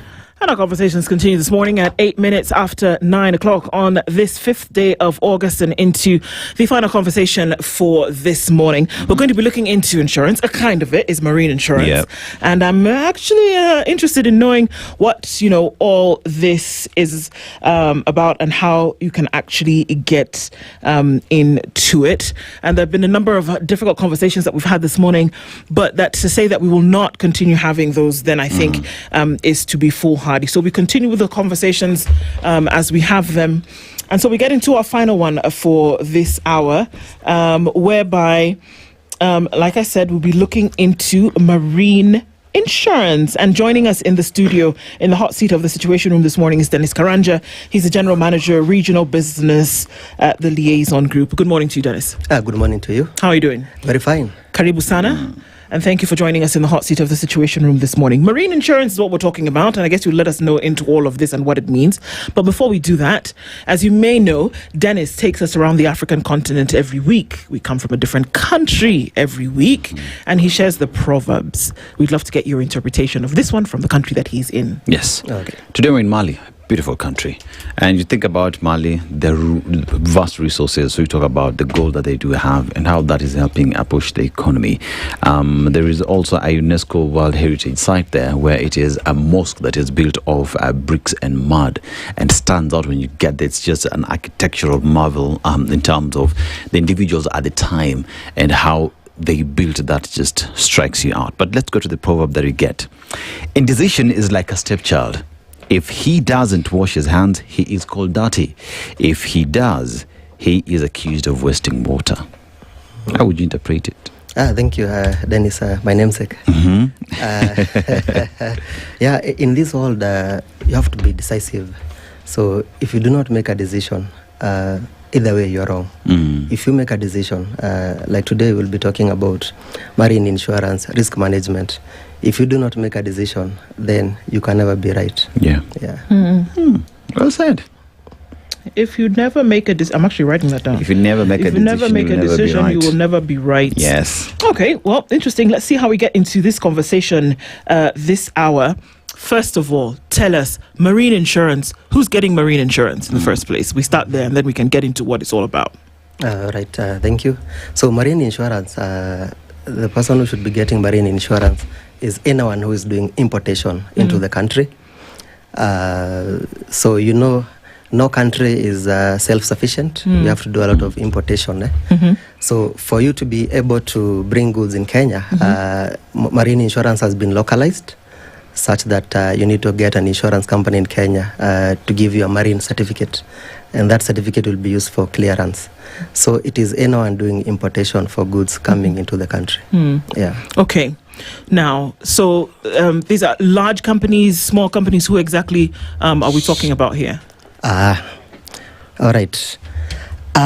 It's actually everyone. But do you know the large companies have been taking up marine insurance for the longest. The large companies, those sectors that are quite sensitive, like, for example, pharmaceuticals, they have been taking marine insurance because it's part of their risk management.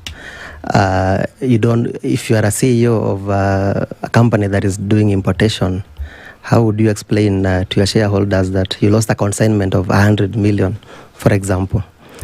Because we didn't have insurance. So the large companies have been taking it up.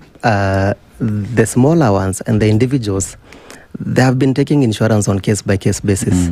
Like right now, you know what has been happening at the Strait of Hormuz. Now, the demand is quite high right now.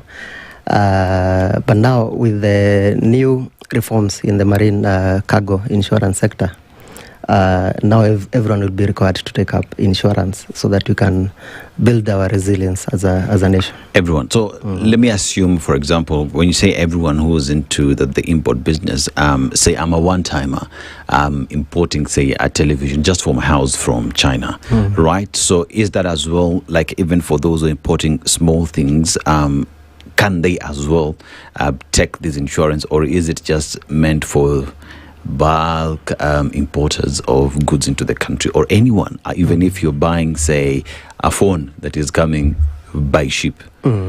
Yes, if you are importing a phone, it's going to come either by air or by sea. So already automatically it falls under marine insurance. And even for that phone, the premium will not be much. So it's also good as a risk management measure.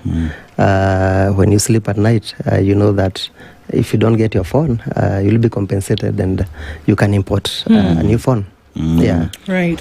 Okay. So before we look into like why you should buy insurance and who buys it and all of that, there are some reforms that have taken place in the sector, isn't it? If you had 1 minute, as we're looking at it, to convince a skeptical importer, that this reform is a good thing, what would that be? Okay. That the reforms is a good thing for a specific importer, yes, I would be able to convince them because you see, risk management is a proactive thing. You know that you are importing a consignment and anything can happen in the sea or even in the air for air transport. So you see, if there is a storm or there is a war, like what we've had in recent times, the premium that you pay for marine is not much, but because of the law of large numbers, you can get compensation for your entire cargo. A ship can sink, it can disappear. Can be blown up. Exactly, anything can happen. So if you have a consignment, it is safer and it's a good practice to always have an insurance in place. Number two is that now with the digitization of marine insurance in Kenya, it is now easier to take up a marine policy, even from your phone, from the clearing agents. It's just a matter of 2-3 minutes. You have a marine certificate, it's digital. You don't have to visit your insurance company or your insurance intermediary. So things have been made easier, and it's going to be important for everyone.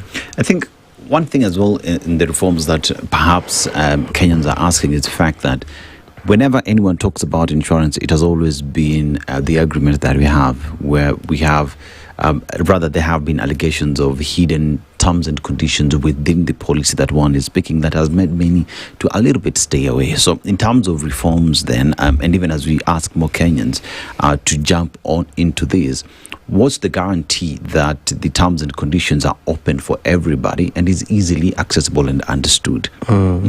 Yes, that has been a concern for the longest, not only in Kenya, but in most insurance industries worldwide. Insurance is a contract.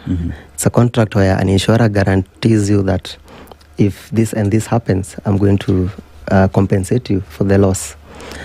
So with that, because of the contractual nature, there's a lot of wording involved in insurance contracts. Now, what happens is that we have a regulator, Insurance Regulatory Authority, IRA. So IRA does supervision. They make sure that customers are protected, such that if you do have an incident, the wording should not be interpreted against you, or if a claim is payable, as required by the standardization of insurance policies in Kenya, that will be compensated. But also, that is where insurance intermediaries like Liaison Group, that's where we come in. Having been in the business for the longest and as qualified risk and insurance consultants, so we already know the wording. So we're able to break that wording down to clients and to tell them what is the meaning, to show them what is the meaning of this, what is the impact. And that makes it easier for clients to understand. Think about it as your lawyer.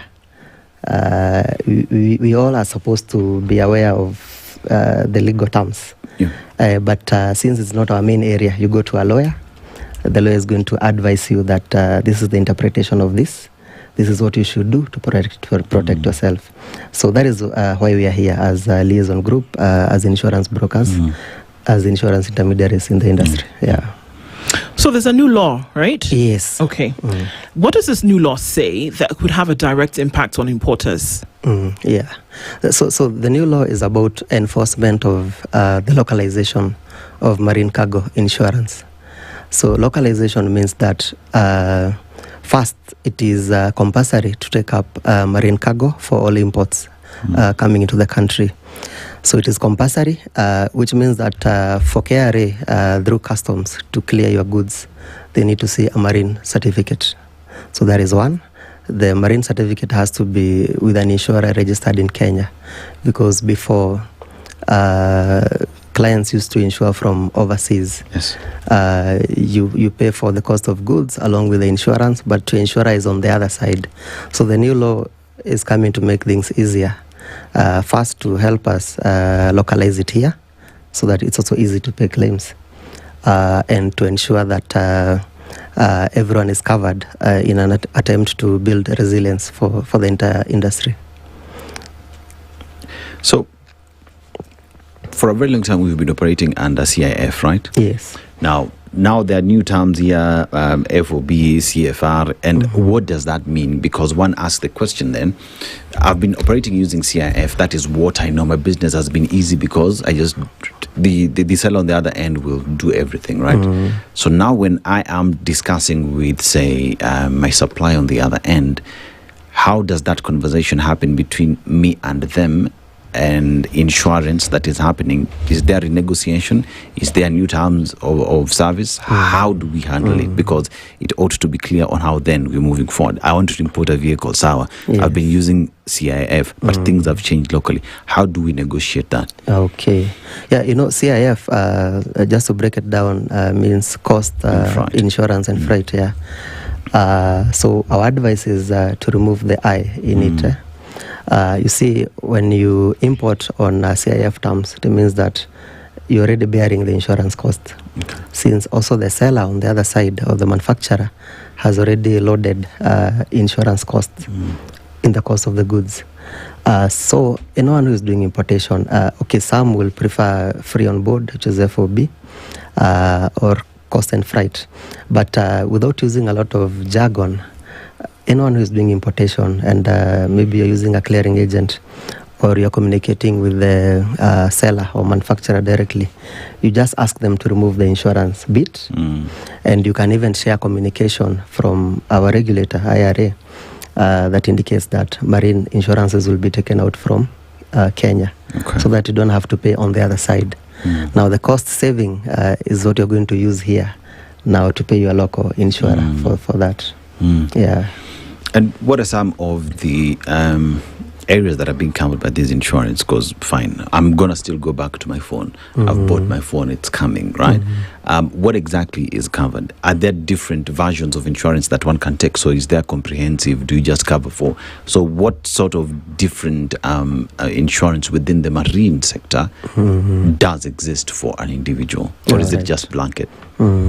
So first, the main definition of marine cargo insurance is that it covers against physical loss or damage to items now being transported either by sea, by air, and as an extension by road and rail up to the final destination.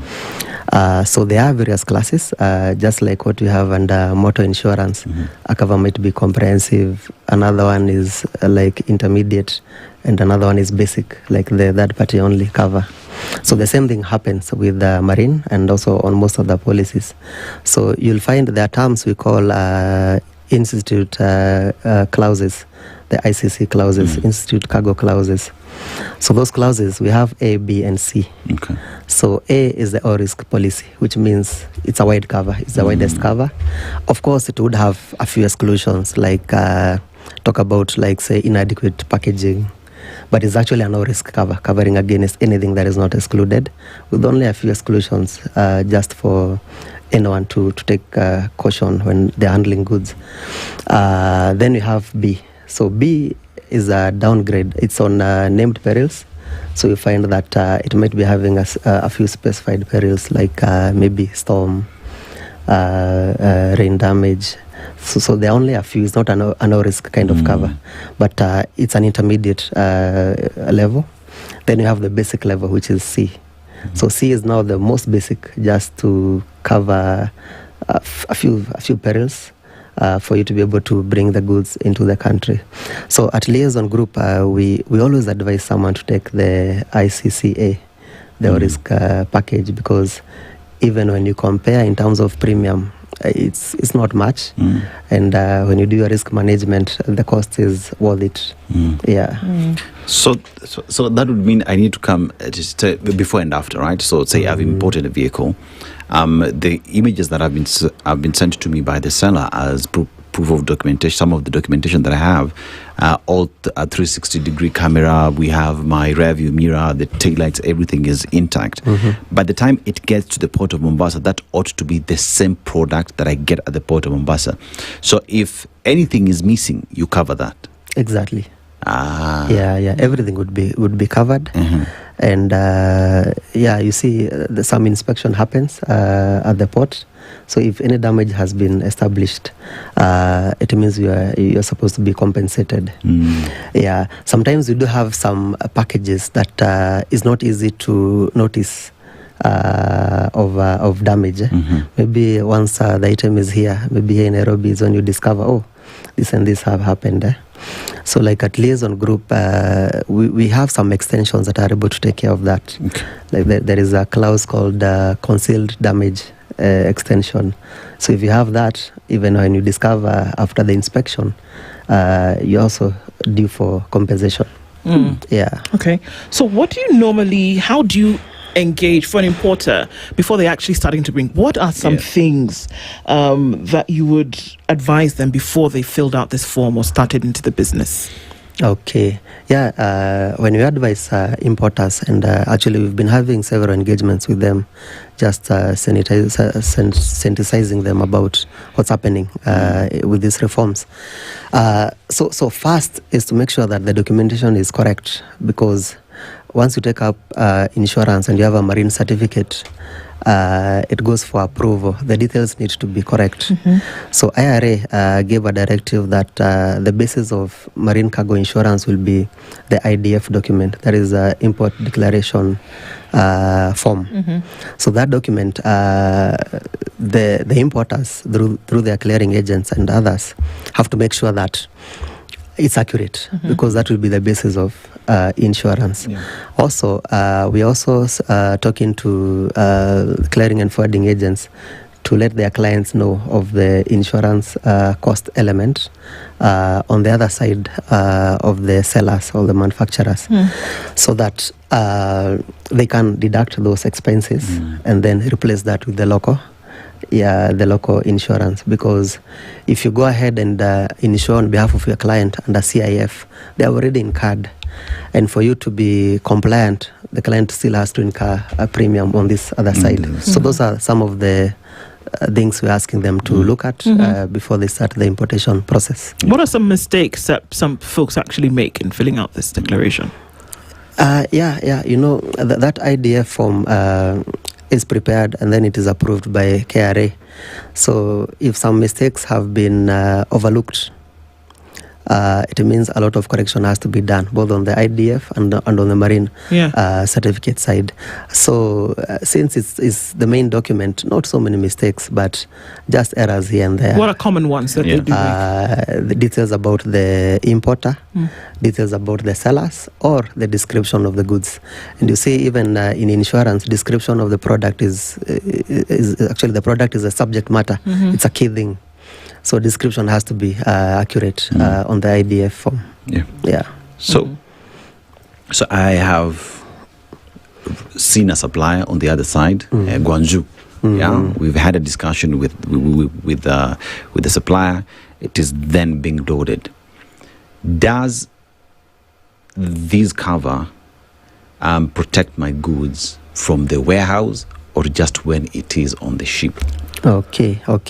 It depends on many factors, and that's where ourselves as insurance intermediaries, we play a key role. We have to advise our clients on how to insure.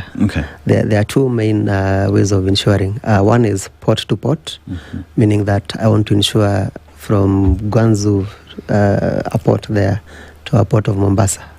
Then from there on, I'm going to take the risk myself, or I'm going to get a local goods in transit policy. So that is one option. The other option is warehouse to warehouse, like you've mentioned, warehouse. So warehouse to warehouse means from the manufacturer's warehouse all the way to the warehouse here, where your clearing agent has already booked for your goods to go on a temporary basis. So your goods will be covered, which means even after the port, they'll be on a road somewhere, or even on a railway, maybe to our inland port in Naivasha. So the entire trip will be covered on warehouse-to-warehouse basis. So those are some of the key things that we really point out to clients so that they don't have to insure in a way they never intended to insure. Who has that discussion, say, if it's from warehouse to warehouse? Is it the client with the supplier? Where does the insurance then, where does, say, liaison then come in to have that discussion if it is from warehouse to warehouse? Because that would mean with the supplier. Does the liaison then speak with the supplier, or it is me with the supplier with the help of the insurance firm? Actually, it doesn't have to involve the supplier. In most times, it is a decision for the owner of the goods, the importer. So the importer will share an IDF document which indicates these goods are coming from this warehouse to this other warehouse, or from this port to this port. So with that information, that's where liaison comes in. Then we advise, why don't we insure on warehouse-to-warehouse basis, or do you prefer port-to-port? So it is a discussion between the owner of the goods and their insurance provider, which now, if an intermediary is involved, like the clearing agent, the same discussion can be held with them. They consult with the client, and we make sure the goods have been insured as per the liking of the client. Yeah. We're talking this morning with Dennis Karanja, who is with the liaison group, and we're looking at marine insurance this morning. Some mistakes folks are making, or actually saying, okay, with reforms, there's certain things that we can do to make the process a lot easier. We'll take a break now and come back and discuss a little bit more into this. There's a lot of business that's being done on the high seas, so let's make sure that your stuff is getting where it needs to get properly and in time with all the proper documentation. All right, more of this when we come back after this. Stay with us. This is the Situation Room, the only way to start your day. Traffic.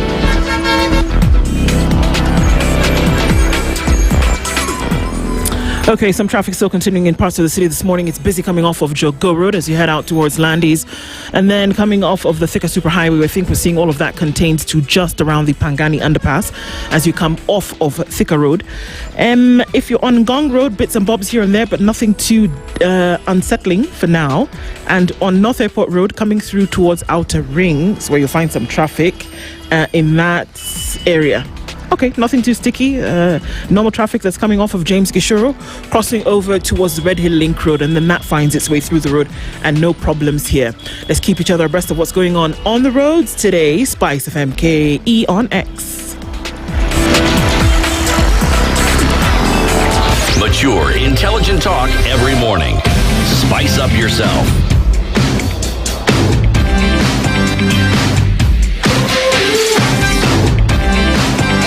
Mornings done right. 94.4 Spice FM, Nairobi. All right, continuing with Dennis Karanja this morning, and as we're looking at marine insurance and what it means, so what losses are commonly covered by insurance? Because, of course, insurance means that in the event that something should happen, then I will be covered. But what are some things that you see? I'm thinking about the sea and storms and things like that your stuff wouldn't get where it's going. But what losses are essentially covered by this kind of insurance? All right. Yeah, we call them perils of the sea. They would include storms. Right now, the world is experiencing a lot of climate change, and things are happening. We are seeing flood in Kenya and other places. So the same happens with sea, extreme weather, be it storm. Then the other accidental damages that do occur, we do have collisions. One vessel can collide with another. It can happen on the high seas. It can happen also in a port, and goods can be damaged. We also have other risks like jettisoning. Jettisoning means that a vessel is having issues, is in the high seas.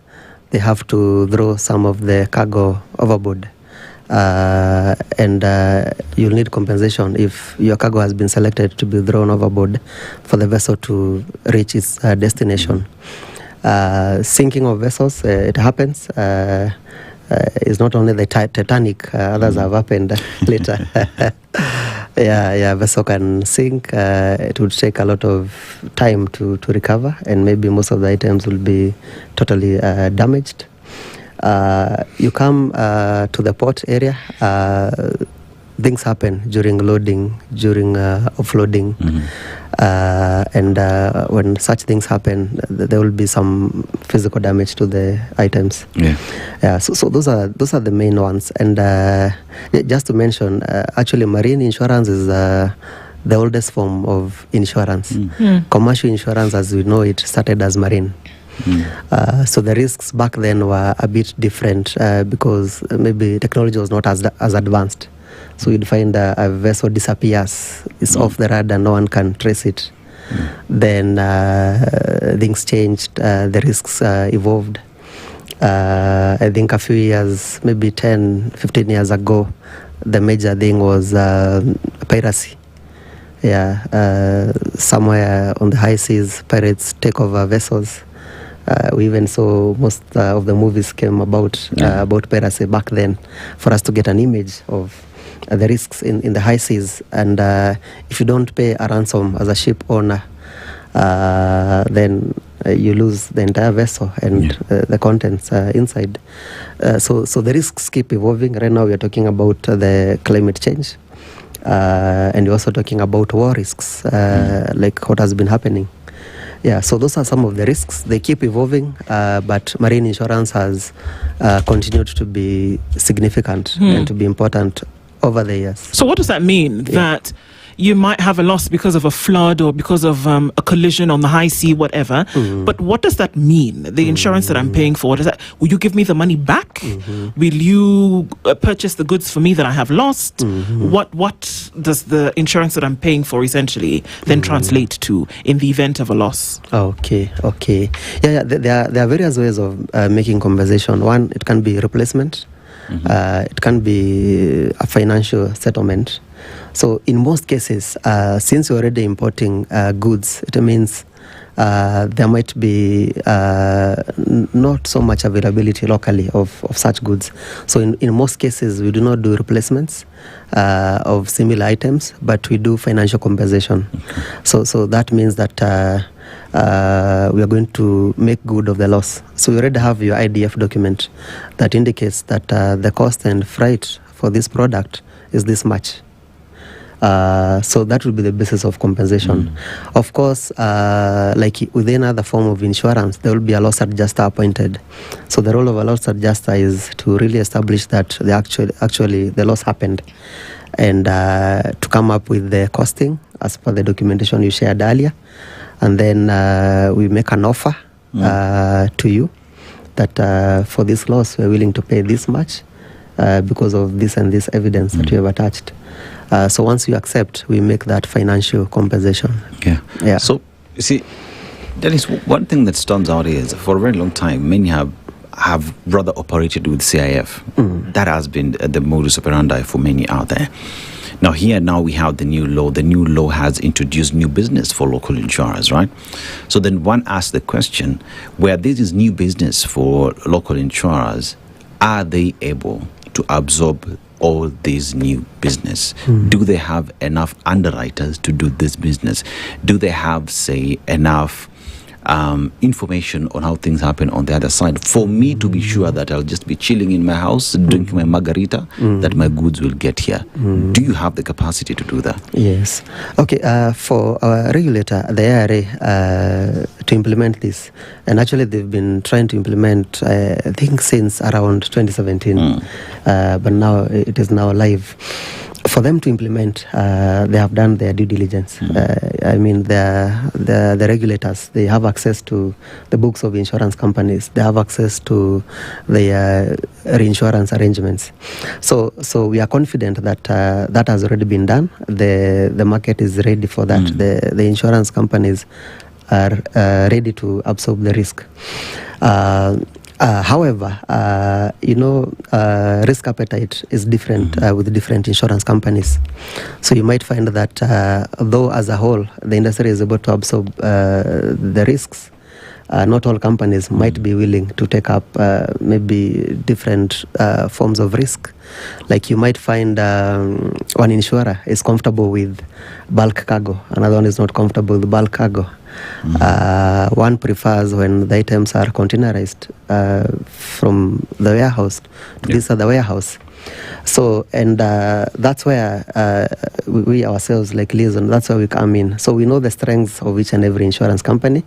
We know their capacity, and also we know their risk appetite. So we are able to match our clients with the best insurers.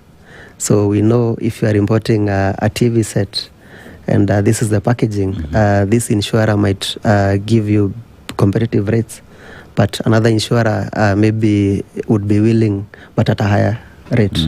So we are able to balance that out and make sure that our clients get the best. So I would say that the capacity is there, the risk appetite is different, but that's why we are there to advise. So risk appetite is different, capacity is there. But what importers are asking then, with the mandatory local insurance, there is fear that this is going to be costly and expensive for them. That is fear that does exist, because any business person out there wants to make maximum profit on goods that they do have for the market.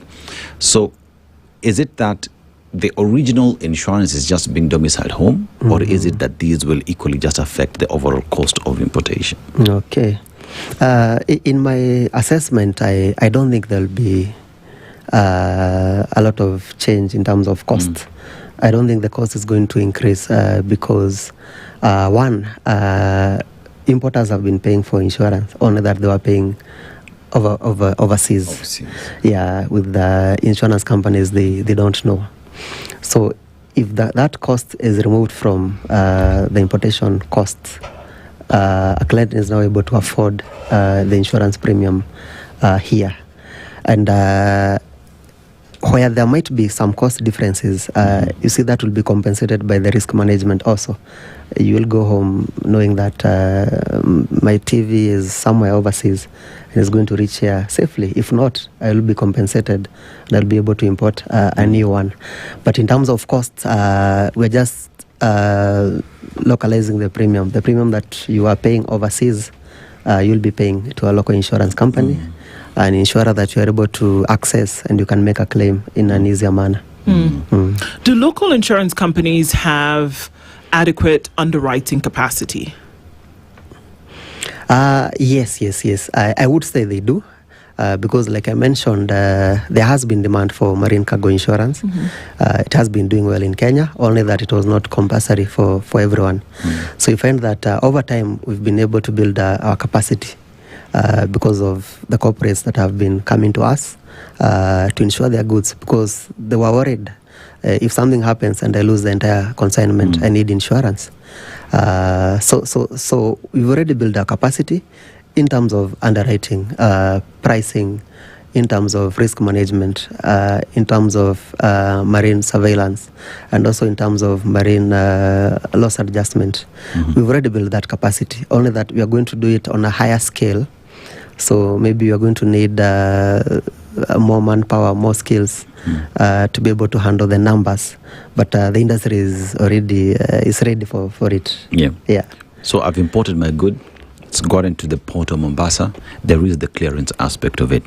Now, insurance has been made mandatory as part of the clearance. Before I get my good outside Mombasa, then I have to it has to be cleared. Will these make it difficult, like the time spent in clearing these goods, will it be longer? Because that is the fear as well. So one asked the question, just how good, how efficient is the digital aspect of these insurance? Actually that has been the missing link. There has been attempts to make the marine cargo insurance compulsory for some years. It has not worked because importers were worried, and they raised those issues before, because you would wonder, your cargo is awaiting clearance and then maybe an email has not reached the KRA desk showing a marine certificate. You see, that is going to cause delay. And you see, there are so many transactions happening at the same time. So when IRA, together with other partners and KRA also, when they came up with that digital platform, that is the solution to that. See, instead of going to your insurance company, obtaining a marine certificate, then sending it to your clearing agent for them to share with KRA for you to clear your goods, it is now easier. The systems are able to communicate. So we have the portal from IRA in the middle. It's called the Digital Marine Cargo Insurance Portal. Then we have insurance companies being able to request for marine certificates from it. On the other side, we have KRA's ICMS system, Integrated Customs Management System, that is able to verify. So you see, you remove the human element that would have taken a lot of time and the mistakes. So once cargo is ready for clearance, the system is already able to communicate with the portal and indicate that these goods are already insured, and this is the marine certificate. So roughly how long, if you compare to the previous the previous clearance system and now where we have the digital system, so what's the difference in terms of days, hours perhaps? I think it saves a day. Okay. It saves a day that would have been spent on communication. Did you send an email? Did you share this marine certificate? When this was implemented for the first time, those were the challenges. It will take a day for you to verify insurance, but now it is already there, and the system is able to communicate with the portal. Okay. Yeah. So in all of this, what is the insurance certificate? What is that? Yes, the digital marine cargo insurance certificate is a document that is a proof. It's an evidence that cover has been effected for those goods. So it's going to have the details of the importer. It's going to have the description of the products and the period of insurance. So now that information is what reaches KRA in terms of marine certificate. It's a digital and it can be scanned. You're able to verify it, and also the ICMS system is able to identify a genuine certificate. And it's a requirement? It is now a requirement for every importation. Okay. Yes. What happens, as with humans, when there is an error on this certificate? Yes, errors might occur, and mostly from the import declaration form. If an error happened and then it has been corrected later, it is also important that you inform your insurer or your insurer intermediary to also make the change on the marine certificate, so that when the system is doing the verification, the details are matching. So with an error on a certificate, your goods can come into the country and be cleared or not? I think with you see, unless there is an issue with the IDF document, there can never be an issue on the marine certificate. Because you see, we're using the IDF form in a digital manner to transmit the information. So there should not be an error on the marine certificate, essentially, is what you're saying? Exactly, yes, Okay. yes. And if an error happened on the IDF, it has to be corrected on the IDF and now on the marine certificate for them to be aligned. Okay. So can anything move without this documentation? From the directive and statements from KRA and from IRA, goods will not be cleared unless you have a marine certificate. Okay. Yeah. And for you to get a marine certificate, the IDF has to be there. So if there is an error on the IDF, how easy, how efficient is it to correct that? For one to say there was an error, I agree there is an error, let's fix the IDF, get the certificate clear and go. Exactly, and there are people at KRA who are responsible for that. So what happens is that you just communicate the error, the IDF is amended, or maybe a new one is issued. So what not to forget is to also inform your insurer to amend the marine certificate. On the side of the insurer, it's quite easy because we are in control of our systems. We'll just make the changes after verifying that the IDF has been amended. Okay. Yeah. So what you're insuring in this case is the goods that you're bringing in, isn't it? And so everybody who's bringing in goods needs or is required to have this certificate. As we know, is the practice in a container, for example, that gets on a ship. I wouldn't be the only one inside that container. You know what I mean? Because a lot of people are not going to fill an entire 40-foot container. So for each and every individual or business that buddies up to get their goods into this container, for example, who gets the certificate? Okay. What happens is that the certificate is issued per consignment. So if my namesake Dennis is importing a few items, they will be put on one IDF. And then there is one consignment. So that consignment is in that container that you are talking about. And there could be others in the same container. But marine certificate is per consignment basis. So it means that if your goods are okay, then that container, then your goods should be released and do not have to be affected by others. In that same container, for example? Yes. Okay. All right. Now, where we live right now, the world is a global village where a lot of importation as well happens when one is buying something online. So you've gone to this website, you've seen something you like, you buy it, you import it. It's brought to Kenya, you know. When I buy that from this website, when does this marine insurance feature? At what point will it feature? Because I am paying directly using this website directly to the seller on the other side. By the time it gets to Kenya, when do I clear that? When do I get that if that conversation never happened? Yes. And it can happen that the conversation did not happen, and now the goods, maybe they're already overseas, they're in the high seas, and or they're even at the port. So what happens is that what would advise our clients is that once you've made the purchase via that website, now share that document with the clearing agent, or if you're able to do it yourself through KRA, do it yourself, obtain that IDF document. Share that with your insurer or an insurance company, or go to an online portal like our Liaison Insurance Online.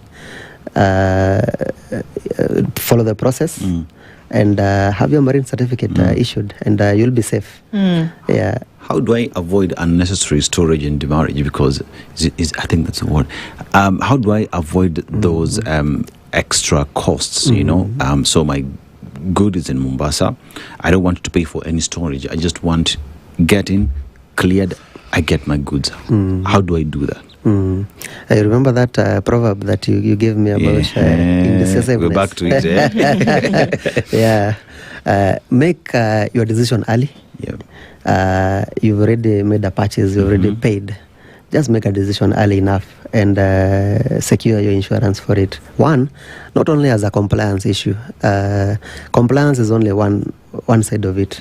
For the safety of your goods, for you to be compensated in case of anything. Once you make that purchase, contact your insurer or your insurance agent and share the documents. They'll take it from there. Nowadays, you don't have to do much. With just your phone, if you share a document, like through Liaison Group, we're going to advise you on how to get an IDF. And in a few minutes, you have your marine certificate. Okay. So what are when you look at the guarantees that are, or, you know, in some cases are not made, how then do you deal with, do you have like a claim system, for example? And what is the turnaround time for somebody who's made a claim on something who's been lost, damaged, whatever the case may be? Yes, and claims will be actually the determinant factor on the success of these reforms. And there will be issues because some of the clients who will be purchasing the marine insurance for compliance, some of them will not even know who their insurance company is, who their insurance agent is, because you just want to clear your goods. That's why we need to have that mindset that I am doing risk management, so I need to insure my goods. But in terms of claims, I think claims depend on two things. One, how the underwriting was done, how the cover was arranged. Like Dennis was asking about, is it warehouse to warehouse basis? You see, if it's warehouse to warehouse basis, it means the likelihood of a claim being settled is high because we've covered a wider part of the transportation. Number two is it depends on the strength of your insurance broker or insurance agent. So like if you come to liaison, if you choose to come to our office, we take you through, that's a good thing. You can also do the same in case of a claim. If you choose to do it digitally, we have advanced our systems in such a way that you are also able to make a claim via the same digital process. And like I said, nowadays things have been made easier because there are so many professionals in different areas. So we already have a team of claims experts like ourselves. They're going to, you just need to report, then we take it from there. They're going to advise you on the documentation. They're going to arrange for inspection of the items. And they're going to make sure that you get compensation even without visiting our office. But you can still visit if you like. But we've already simplified those processes. Let us visit Tunataka Chai. But in the meantime, right? So let's look at the government of Kenya has decided that ensuring goods that are coming into the country that are being imported must be domiciled in Kenya. One asks the question then, why is that important to importers? Okay. To importers, it's very important because you are able to access your insurer and you can know your insurer. If you're importing from Gonzul, for example, and the manufacturer chooses an insurer for you under CIF, maybe you cannot even pronounce the name of the insurer. You don't know where to start if something happens. That's true. Maybe you have to go through the same manufacturer, but they're so busy doing other things. But in Kenya, you already have experts whose main work is to make sure that you have cover and you get compensation. So one is that you are able to get your claims paid faster in a more efficient manner. Number two, as a country, we are able to build our resilience. You can imagine if a whole vessel was to sink and we have so many goods coming to Kenya, the impact on the economy. If you're importing a machine, it would translate maybe to employment of a machine operator on the other side. If you lose it, it means you're going to delay that employment. So you see, as a country, we really benefit a lot, and the importers are in the same country, so we are benefiting, all of us. Lastly, if you look at even the foreign exchange, when you pay to an insurer in Europe using euros or Japanese yen in Japan, you see we are losing our foreign currency abroad, and instead of preserving it. So it's actually better for the economy if you can retain some of the premium here instead of insuring everything overseas. We've also often heard about insurance penetration and just how many people are taking it up. What does this look like for marine insurance around the country in terms of uptake? As a whole, as an industry, our penetration is a bit low, below 4%. In developed economies, it's even in the excess of 8% and above. So some of the reasons why they've been doing well is because even for us who are importing goods into Kenya, we take up insurance in their country. So you see, we help build the insurance companies there and insurance penetration figures on the other side. So we are going to see some increased numbers because also when so many people purchase marine cargo insurance and they see their claims getting paid, you'll also think of that TV that you're importing. Now, can I take a domestic package insurance also for it?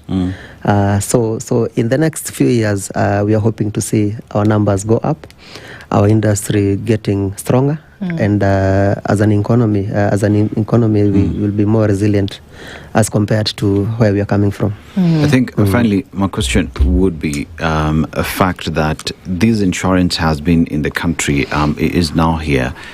How much value has the country lost by overseas insurance, and how much value then does Kenya get to have because of this? And if I wanted to get that from liaison, where do I go?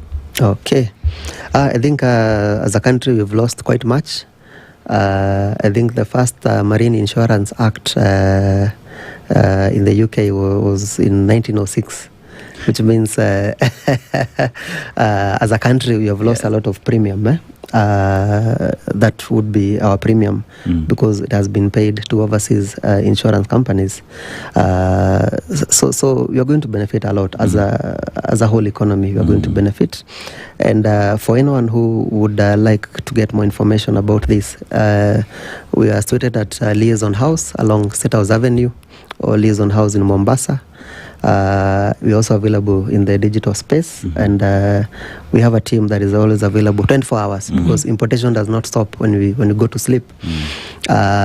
We have a team that is well trained on marine, and we are ready for the market. Fantastic. Dennis Karanja is the General Manager, Regional Business with the Liaison Group, and has joined us this morning all about marine insurance. Thank you for being in the Situation Room today and closing out that conversation for us. And thank you for everybody who's been in the Situation Room this Wednesday, the 5th of August, for us to go through quite a number of things that were necessary and important. Asante Sana. God willing, we'll talk again tomorrow morning, and have yourself a wonderful rest of the day, and do enjoy your listening. Yolanda Mulwa is back on Sugar and Spice, coming in at 11 o'clock. The word around town today on Sugar and Spice is vision boarding. Dream it, see it, be it. That's what we'll be talking about this morning. And of course, enjoying music right here on Spice FM. Have a wonderful rest of the day, and let's talk again tomorrow. Thank you for being here. Good morning, everybody. It is now 10 a.m. 10 a.m.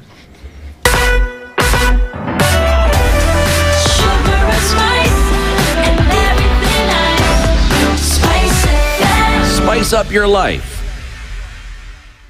The latest news from around the world. 94.4 Spice FM.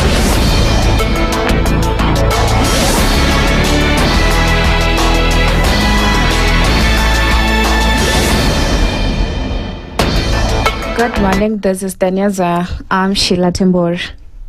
Deputy President Kithure Kindiki has traveled to Dar es Salaam, Tanzania to represent Kenya at the Infra for Africa Forum 2026, a continental summit on infrastructure investment. The two-day meeting brings together African leaders, investors, and development partners to discuss financing and deliver